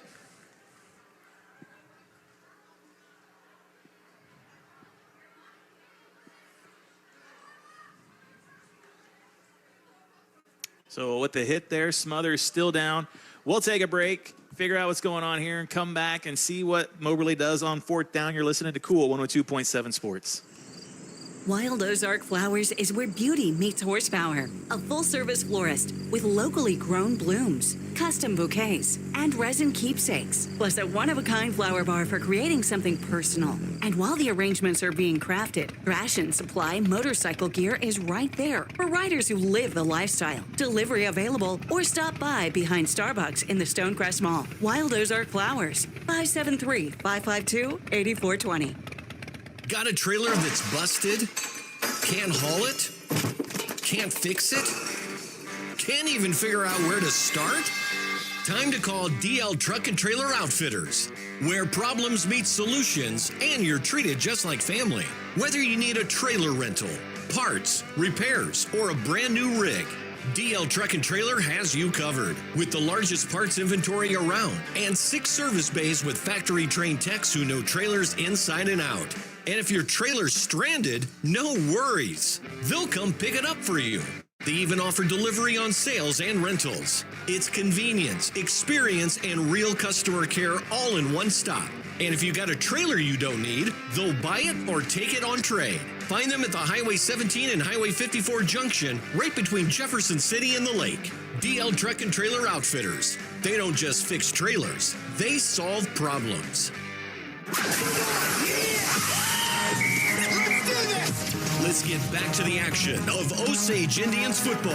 Here's the call of the game on your Indians hometown radio station, Cool 102.7. Okay, so quick little catch up there. Smothers had to be helped off the field. Looks like he might have a leg injury of some kind. They bring in the backup quarterback to run a punt, and then there's a false start on the punt. So now it is 4th down and 8 with the clock moving here. They'll kick this one away. It is a very short kick and goes out of bounds on this side of the 50-yard line. So Osage will start with the football in Moberly territory, down by 7, 6:20 left to go here in the 4th quarter. They'll start at the Moberly 44-yard line. Things fall in line here for Osage to come out. We got a short field, an opportunity to tie this game. We're, like I said, 6 minutes, 20 seconds left here in this contest. Spotting the ball. Oh, man, that went out. Yeah, 41-yard line here. I mean, everyone was standing at the 44. That's why I said that. You can't get mad at me for that. I'm not mad. No, Steve, why are you so mad at me? I had it. I had misjudged it. I wasn't criticizing you at all. All right, 1st down and 10 for the Indians. Maverick takes a snap, hands this one off. Drake Williams going right side. Maybe a yard as he runs into the pile there. And just not a lot to cut to the outside with there. Be 2nd down and 9 for the Indians. Clock moving. Both teams with 3 timeouts. Hey, Williams really making the good decision there. I mean, you could try to keep pushing it out to the edge, but then sometimes you put yourself in a position to lose yards. I like his decision. Hey, we're just going to cut it straight up the field and live to fight another down. 2nd and 9. Ball on the 40-yard line. One wide receiver out left for Maverick. Takes the snap, and he's looking out to his left. Flips it out, and that's Schreiman with the catch. Now jukes back in and picks up a couple extra yards before being brought down. That'll be enough for an Osage. Pacific Pools 1st down. Ball at the 24-yard line. Is that what you were looking for? Absolutely. 1st down and 10. Clock at 5 minutes and 30 seconds. Now Schreiman outright, everyone else in tight for the Indians. Maverick takes the snap, hands this one off to Arrowwood. Going left side, gets a block from Drake Williams. Cuts back in. Enough for the 1st down inside the red zone. Coming across the 15-yard line, we're going to spot the ball at the 14. 1st and 10. And a team, Osage, that just, they were shut out first half. They can't be stopped the second half. 35-28 on the scoreboard. 1st and 10 from the 14. Handoff goes to Drake. He's looking to make something happen behind the line of scrimmage, but gets thrown down. Oh, was that? Yeah, that was Drake. Okay. It was Drake. Yeah, we saw Arrowwood kind of get thrown down, but he was kind of outside on the outside layer of that pile here. So ball stays here about the 14, no gain, 2nd down and 10. Under 5 minutes to go here. Osage needs a touchdown and an extra point to tie. We have seen the roles reverse from last week when Osage had to make the stop on Bolivar. Now we'll see if Moberly can make the stop on Osage here. 4 wide receivers out for Trusty, 3 out to the right, Arrowwood behind him. Takes the snap, rolls out to the right. Looking back left for Schreiman. Schreiman has all kinds of space, goes up, makes the catch, touchdown. There we go, baby. Boy, the young man just never ceases to amaze me. What a great route. That ball hung up in the air for quite a while. He had to just kind of go chase it down and make sure his feet were, getting down inside the sidelines there. Wow. That's an impressive throw and catch. 34-35, Brady Clark looking to tie it up here. Extra point pending here. 4:21 left to go in the 4th quarter.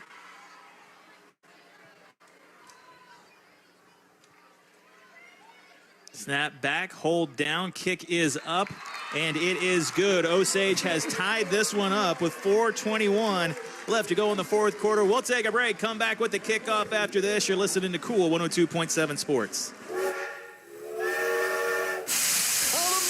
Rock Island Insurance, the pro team for your insurance needs. At Rock Island, they keep you on track with coverage you can afford for home, vehicle, property, casualty, and life. Juke the big hits. And Rock Island Insurance block the way when it comes to your insurance needs. A proud supporter of our Osage Indians. Look them up online and Facebook. Rock Island Insurance, keeping you on track. This is America, where football means football. There's only one place to hear Osage Indians football. Back to the game. On your Indians' hometown radio station, Cool 102.7.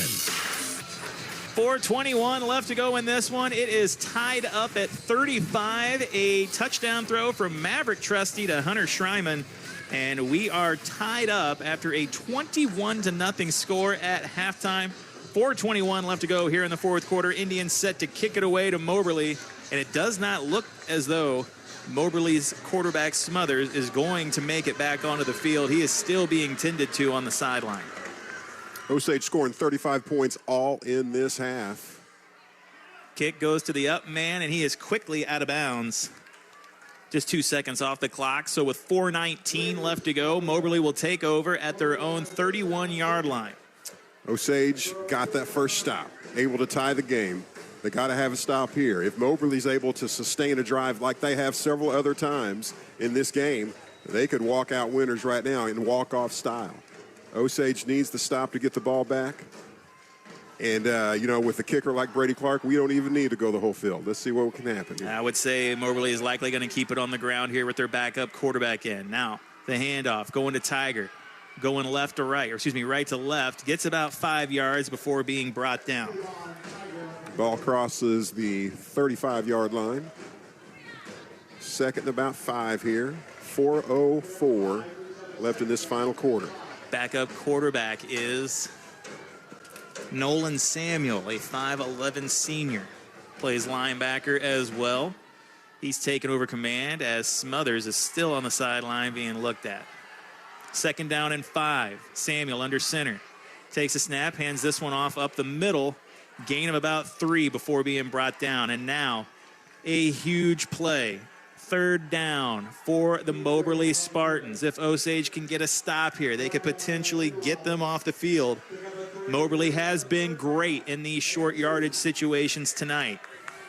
Third down and about 2 here with the ball at the 39-yard line, and they've lived off this third and short yardage here. Defense has to make a play here. Get this Moberly offense off the field. Samuel under center. Oh, we got movement. I don't know how you don't throw. There it goes. Tons of movement. A flag is thrown. A lot of confusion on the side of the field for the Spartans, and it went from 3rd down and 2 to 3rd down and 7 with that. Boy, there was the movement. It seemed like everybody froze, including the officials. Like nobody was doing anything.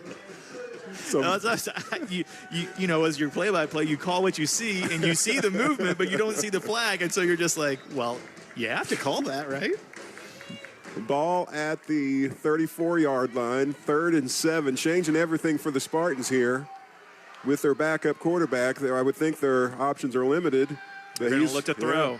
And that pass is tipped and knocked to the ground. A great defensive stand from the Indians, and they will get the ball back with 2:49 left to go here in this fourth quarter. Ethan Wall making the play there, putting pressure on the quarterback, getting his hand on the ball as he's throwing it out there.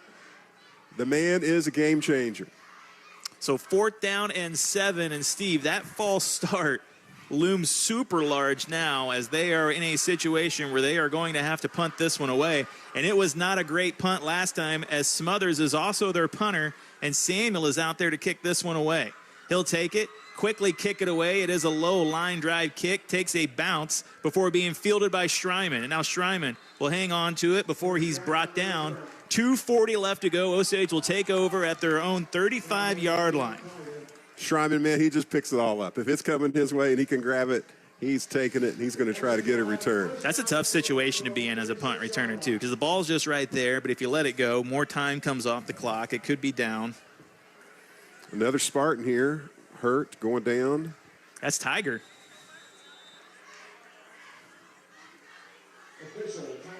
It looks like he might have a cramp of some kind. Being tended to by his teammate. Now, that doesn't seem official. I wouldn't let you be my doctor, Steve. If I went down with a cramp, I'm not letting you anywhere near me. Give me that leg. I'll make it. I'm not touching you, so you have no fear there. I'm stuck there. Let's hope I don't ever get a throat cramp here on the air. You fall down with the cramp, you better ask Devin for help. Devin, would you help me if I had a cramp? If I had a leg cramp, you would help me? What did he say? He said he would do what he can. Oh, well, good deal. Well, now I'm scared. He's a better man than me. All right, tied up at 35. 2:40 left to go here in the fourth quarter. Tiger's back up, but he's still on the field here. He's not moving off in a hurry. He is hurting. This might be more than, I don't know. Yeah, we thought Tiger was coming off the field, but he is not yet. He's having to be helped off the field. Injuries are not being very kind to the Spartans here. No, losing their starting quarterback, who is still on the bench, and he's got his shoulder pads off. I think he's done for the night. And now one of their star running backs here, Tiger, coming off the side of the field and needing help. Okay, here we go. 1st and 10 for the Indians at their own 35-yard line. A chance to win the game here on this drive. Maverick takes the snap, hands it off. Drake Williams, left side, trying to get to the corner. And he's going to wind up losing some yards on that play. Yeah, that's the danger. You know, you'd like to get to that edge and cut it up. And, you know, if you can find the edge, they just could never find the edge. Spartan defense really stringing that out. They need to stop bad. Yep. Well, you know, losing 4 yards, that helps. Yep. I think it might just be a couple. It says 2nd down and 12. I'm leaning 2nd down and 13. 2:34 left to go here. Maverick takes the snap, fakes the handoff, finds Butler out in the flat. And now he dodges one tackle, gets past the first down marker before being knocked out of bounds. And that's a Pacific Pools first down. The ball gets into Moberly territory, and the clock, I think, stops. I think he got knocked out of bounds. Nope, they're going to say go ahead and wind it. Butler is the master of making that first man miss here. And that's the difference between a first down and not a first down. Play call, showing some aggressiveness here in the play calling. 1st and 10, ball at the Moberly 46-yard line. Both teams with 3 timeouts remaining. Maverick back in the pistol, one wide receiver out. Takes the snap. Pitches this one out to Arrowwood. Arrowwood getting into space. Now cuts back in, stays on his feet, picks up about 4, maybe 5 yards before being taken down. That'll make it 2nd down and 5. Arrowwood showing he can make that first man miss, and I think he made the second one miss as well. Sorry for the heavy breathing into the microphone there. I can't believe that spot there. They took him back a whole yard, Steve, from where he clearly went down. We're not biased. 2nd down and 6. 1:30 left to go here in the 4th quarter. Maverick back in the pistol. Takes the snap. Now rolls out to the left. Looking for Schreiman. Schreiman looking for something deep. Goes down the field trying to get back behind the defense. That pass falls to the turf. Incomplete, though. And that'll set up 3rd down and 6. And that's a play that you run if you think you're going to run 2 plays right here in the middle of this field, Steve. I hate you like that. Going for the home run on there for sure. That is just going for the jugular with that big attempt. How many phrases are you going to... You don't leave any for me. Home run, the jugular. I get nothing. I get throw it deep. Well. You start using the regular ones. I don't know what to tell you. I only have so many words. I got to use them. That's true. Okay. All right, 1:23 left to go here. 4th down. Handoff goes Drake Williams left side. He tries to kick it to the outside. Now gets some space. Going to be near the first down marker when he goes out of bounds. Let's see where the spot is. I think he's going to be just a bit short. Yeah, 2 yards short here. Probably not in Brady Clark's range. That would be a heck of a kick. 1:14 left to go on the clock. 35-35 on the board. 4th down and 2. It seems like a Brock Arrowwood kind of time to shine. Or that Colt Butler misdirection. We've seen that a few times tonight, too. 114 left to go here. Maverick going up under center. He's going to try to draw him off, perhaps. Yep. There we go. There's movement. Not across the line, though, I don't think. But there was definitely movement. Osage crowd calling for it. That's exactly what they wanted to happen, going for the timeout. Yeah, and they got the jump, but they do not get the penalty there, and the timeout is taken by the Indians on 4th down and 2. And we'll have to go back and look at the tape, Steve. We'll have to look, we got it pulled up here on the stream. You've talked about tape so much tonight. What are you? I can't. You a Scotch guy? I forget it. I messed it up. I can't listen. I'm not stocking duct tape. Need everybody to buy it. All right, big 4th down play coming up here. I look for the Indians to go for it. I don't think, after taking the time out right there, I don't think there's a whole lot to gain in kicking it away and trying to pin Moberly deep. They've got their backup quarterback in the game as Smothers went out with the injury. I don't know if Tiger wound up getting back out there as well.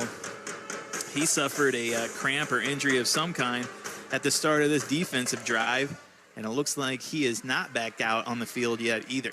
Yeah, I see him on the sideline over here. Oh, okay. That's where I was looking for. He's walking a little gingerly here, but we'll see if he gets back in the action. All right, huge play here for the game. 4th down and 2. Maverick back in the pistol. Fakes the handoff. Finds Ethan Wall in the secondary. He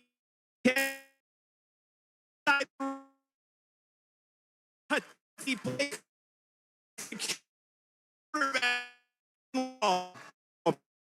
watching the defense big there.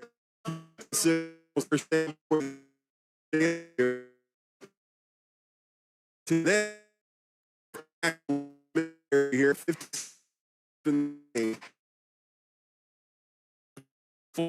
takes the break.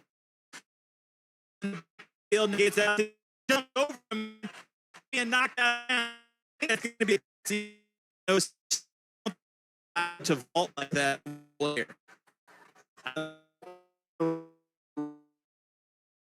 good reason for it, but yeah, yellow on the field here. I think that's on Osage. I don't think I don't think high school players are allowed to do that kind of jumping over a defender like that. And, that's on the far side. It's hard for us to see exactly what's going on. It almost was like he was just trying his best to get out of bounds and stop the clock. Listen, I think you pick up the flag here. Personal foul on Osage. That's unfortunate. 43 seconds left. We're taking the ball back to the 31-yard line, it looks like. And listen, don't quote me on that as far as it pertains when it comes to vaulting over a player, but I really want to say that I saw that as a rule in high school football where you're not allowed to vault over a player like that. I think they put that into effect when I did it 20 straight plays. I'm going to ignore that. But how often does that come up, right? I mean, does Drake Williams even aware of that? That's something that, well, he is now, I suppose. So who we got? First down and a lot. We're saying 23 on the scoreboard. Maverick looking to pass, setting up the screen. Now the ball over the middle. Ethan Wall stumbles, had blockers out there, almost gets everything back from the penalty. Timeout is going to be taken. 33.5 seconds here on the clock. But listen, I think we're in Brady Clark kicking territory too. I don't think Coach Jolly has a problem with Clark kicking a potential 40-yarder. We'll see what he wants to do here. Ball at the 23. Yeah, I think you would prefer the touchdown if you can get it. Oh, yeah. Certainly we want to get, if we're going to give Brady Clark the chance, we want to get as close to that goal line as we can. And I'm not questioning the young man's ability. We just want it to be easy. Oh, yeah. But, a lot of high school teams don't even have that option, right? Yeah. Kayvon Tiger still has not gone back onto the field. He plays linebacker. Of course, there's Kayvon and Kavian. And I believe Kavian Tiger is out there, but Kayvon is not. Kavian, a junior. Kayvon, a senior. Yeah, Kavian out there. Kayvon not. You follow? I'm with you. Okay, I thank you for that update. So second down and 15 coming up. 33 seconds left to go here. Moberly still has all 3 timeouts. Osage with just 1 after taking 1 right there. That timeout brought to you by First Bank of the Lake. Well, I think at this point, Moberly just wants that clock to get to 0 and have the score tied and have a chance to live into overtime. I don't think they're going to have a chance to score themselves, barring something crazy. Maverick takes the snap, hands this one off. Arrowwood up the middle. Now, that seems like the kind of play that you're setting up your kicker. We shall see. So we've got 22 seconds left. Third down and really no much change in yardage there. Yeah, I think Jolly's going to use that timeout just to put Brady Clark out there to try and kick a game-winning field goal. And listen, I cannot tell you, Steve, I'm not exaggerating whenever I say this. This is rarefied. 0.6 of a second left. This is rarefied air. You don't find situations like this in the high school game too often. So the ball is spotted at the 22-yard line, which will be probably about a 40-yard kick for Clark. Got a chance for the young man to shine, and I know that he has put in tons of work to prepare for moments just like this. So 0.6 of a second left, 35-35 on the clock, 1 second left on the clock, tied up at 35. A potential 40-ish yard field goal coming up for the Indians here to try and win this game. A game they were down 21-0 at halftime.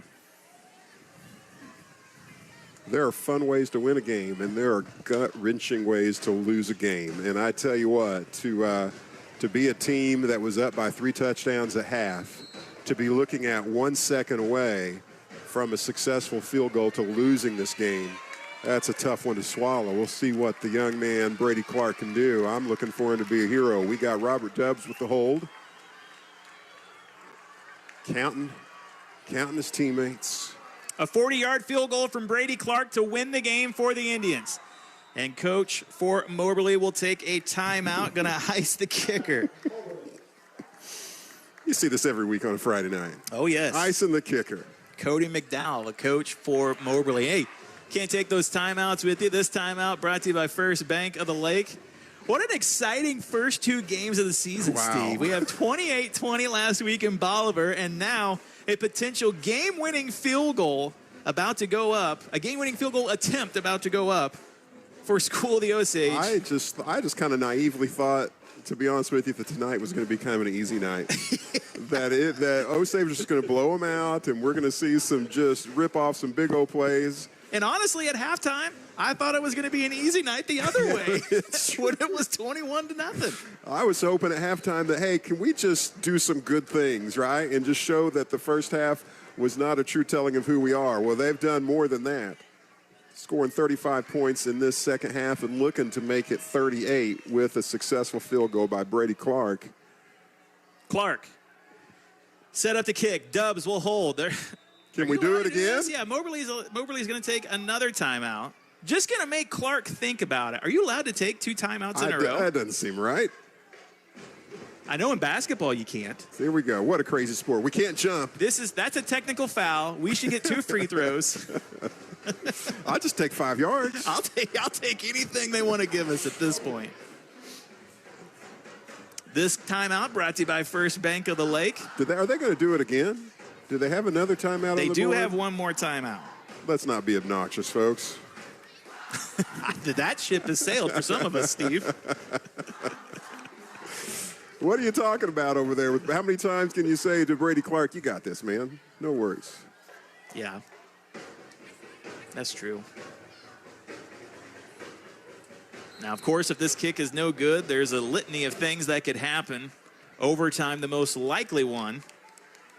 But there's a lot of things that could happen on this kick. We'll see if Clark can put it through. Dubs will be the holder.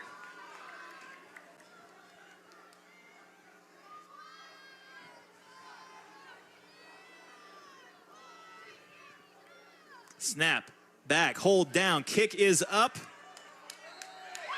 And it is through and good. Brady Clark puts it through. The School of the Osage Indians win this one. 38-35. They come from 21 points down to get the victory here tonight at the home opener in one of the most exciting games I've had the courtesy of calling. Brady Clark, a 40-yard kick to win the game. Hey, and the play there, we want to give Robert Dubs some credit. The snap was high. He had to bring it down in a hurry to get it in place for Clark. And Clark didn't make it by much. He didn't clear by much, but it was enough for sure. All right, we'll reset here. We'll take a break. We'll come back with the high-tech auto body post-game show. You're listening to Cool 102.7 Sports. When all that's between you and the highway is a 6-inch patch of rubber, it's critical that you trust the care of your vehicle to someone who knows how important family is. Locally and family-owned, Sunset Tire and Service, with the best facility at the lake, wants to be that trusted partner. Competitive pricing, centrally located across from Lowe's off Business 54, the latest technology, large inventory of tires, plus a knowledgeable sales staff. They're family, treating you like family. Sunset Tire and Service. At Central Bank, we've brought the home loan process closer to home. All of our lending decisions are made locally, right here in your community, so you get quick answers and loans that are tailored to meet your needs. So whether you're just starting your home buying journey or well on your way, Central Bank can help turn possibilities into realities. Apply online at centralbank.net or at any of our convenient locations. Central Bank. We do banking better. Member FDIC, Equal Housing Lender. Years ago, I established a name synonymous with honesty. And today, Honest Abe's Home Services carries that torch, ensuring your home safety with certified and insured professionals. Was the last handyman tinkering with your cottage certified? If not, my friends, you are gambling with your comfort and safety. Honest Abe's doesn't cut corners. Every technician is certified through Missouri Propane and fully insured, because peace of mind should be a right, not a privilege. Honest advice, honest prices, Honest Abe's. Call honestabes.com. Whether it's a car accident, storm damage, or a fire, when the unthinkable happens, it doesn't matter if you've saved money in 15 minutes. In this moment, it doesn't matter if your neighbor has the same insurance you do. In this moment, what matters is that your independent agent and the company that stands behind them have you covered. Mills & Sons Insurance and Auto Owners Insurance. The no-problem people. At 2701 Bagnell Dam Boulevard. Call us at 365-2002 or visit our website at millsinsurance.com. We're on your side because life happens. Whoa, Central Ozarks Medical Center, your COMC has been providing quality health care in central Missouri since 1979. From primary care, OBGYN, pediatrics, senior health, dental, and behavioral health. Go to centralozarks.org for a location near you or call 877-406-2662. COMC, the healthy place to be. It's football season, and your team to tackle all your fall boating and winterization needs is Kellysport. Kellysport backs our Camdenton Lakers, Osage Indians, and Mizzou Tigers. Your trusted dealer for Regal, Bennington, Tiara, Grady White, and Ski Nautique. Kellysport handles new and pre-owned inventory, offers financing, storage, insurance, and the best care since 1977. Walk into the end zone with ease when Kellysport leads the way. Look them up online or come in for the best customer service at the lake. I don't care what the scoreboard says at the end of the game. In my book, we're going to be winners. He is gone. Game analysis, stats, and more. It's the Osage Indians Football Postgame Show on your Indians' hometown radio station, Cool 102.7. Back here at School of the Osage High School, this one in the books. The home opener is done, and what a game.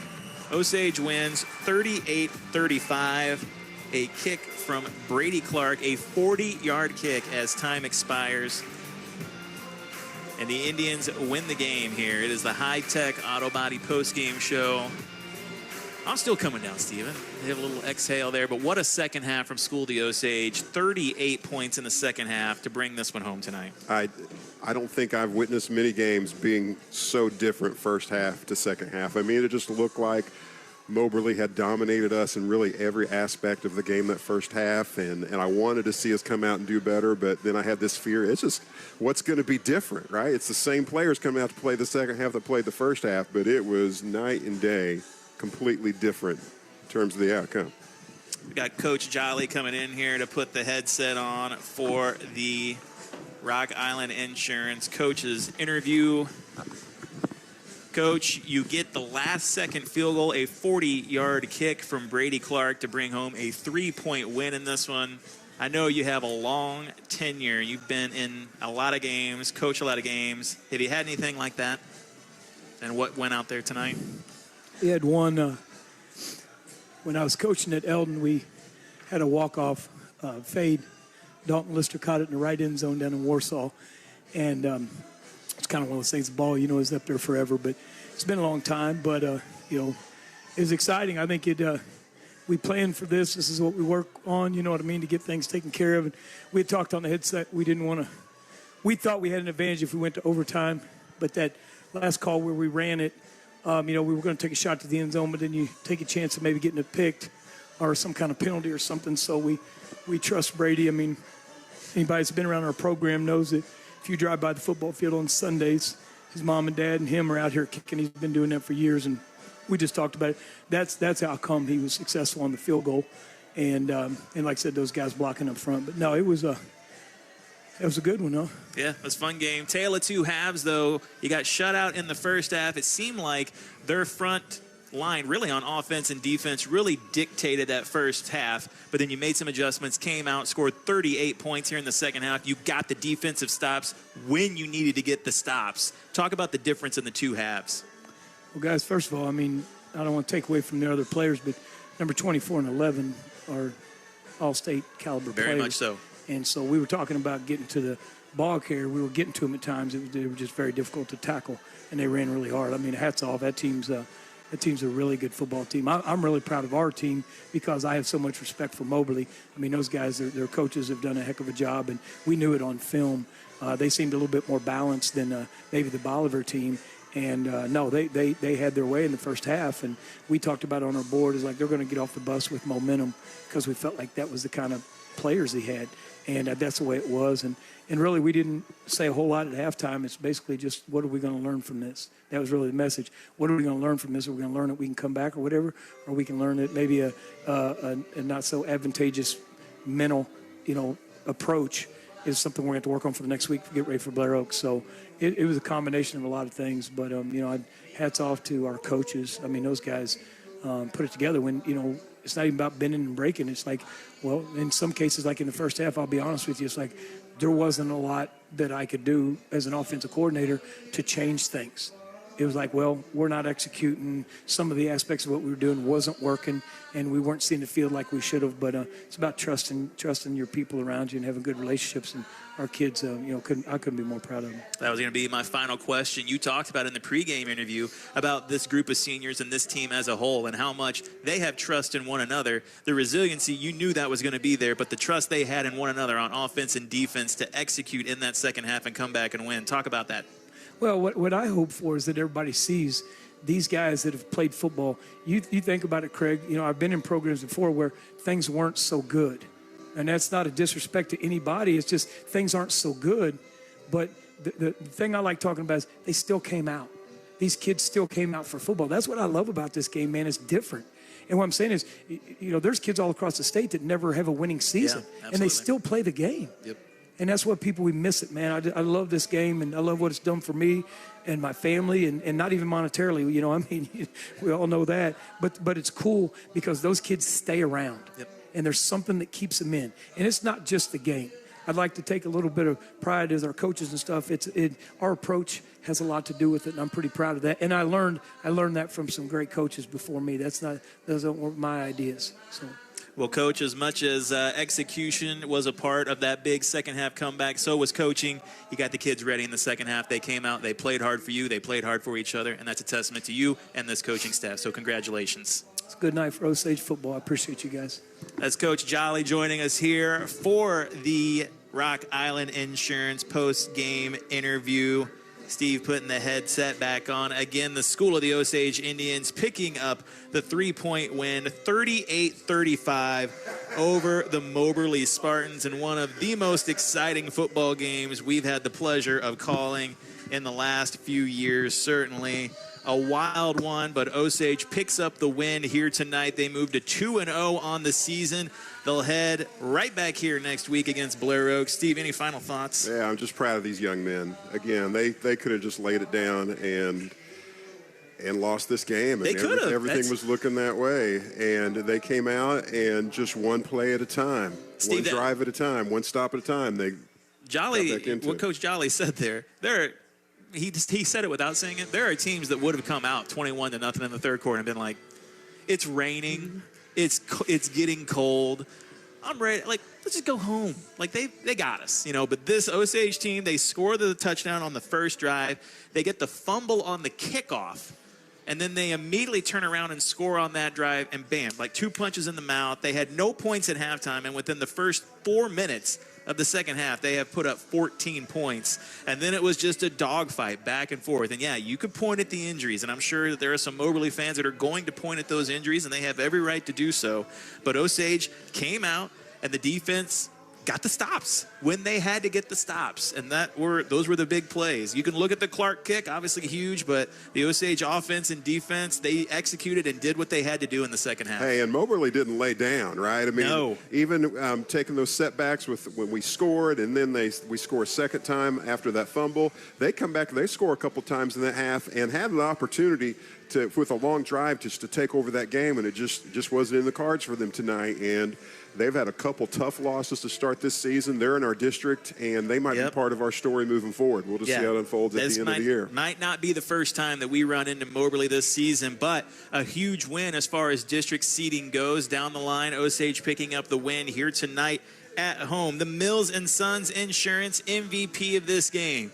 And listen, I love the kid. I love the family. It's going to hurt my heart to do this. Maverick Trusty played great tonight and was the man who brought us back in the second half, leading an offense, but you can't not give it to Brady Clark. Kicking a 40-yard field goal, perfect on extra points, 8 points for him tonight, and he's going to get my nod as the Mills & Sons Insurance MVP. I'm not going to argue with that at all, and I'm glad to even give a little carryover from last week. Yeah. He was a big part of that win last week with that interception and what he did on defense. So, hey, the senior, is making his presence be felt. He's making his impact be known. Our next broadcast will come to you live right here at School of the Osage next Friday night as the Indians take on the Blair Oaks Falcons as they'll kick off Tri-County Conference action. We'll have the call for you right here on 102.7 as well as online at the KQUL Facebook page and MoSportsZone.com and YouTube MoSportsZone on there. But for tonight, A huge win as time expires. 38-35, Osage moves to 2-0 on the season. For Steve Adams, I am Craig Allen, and Chris Boom Boom Cannon back in the studio. Thank you for listening. This has been a presentation of Cool 102.7 Sports. Good thing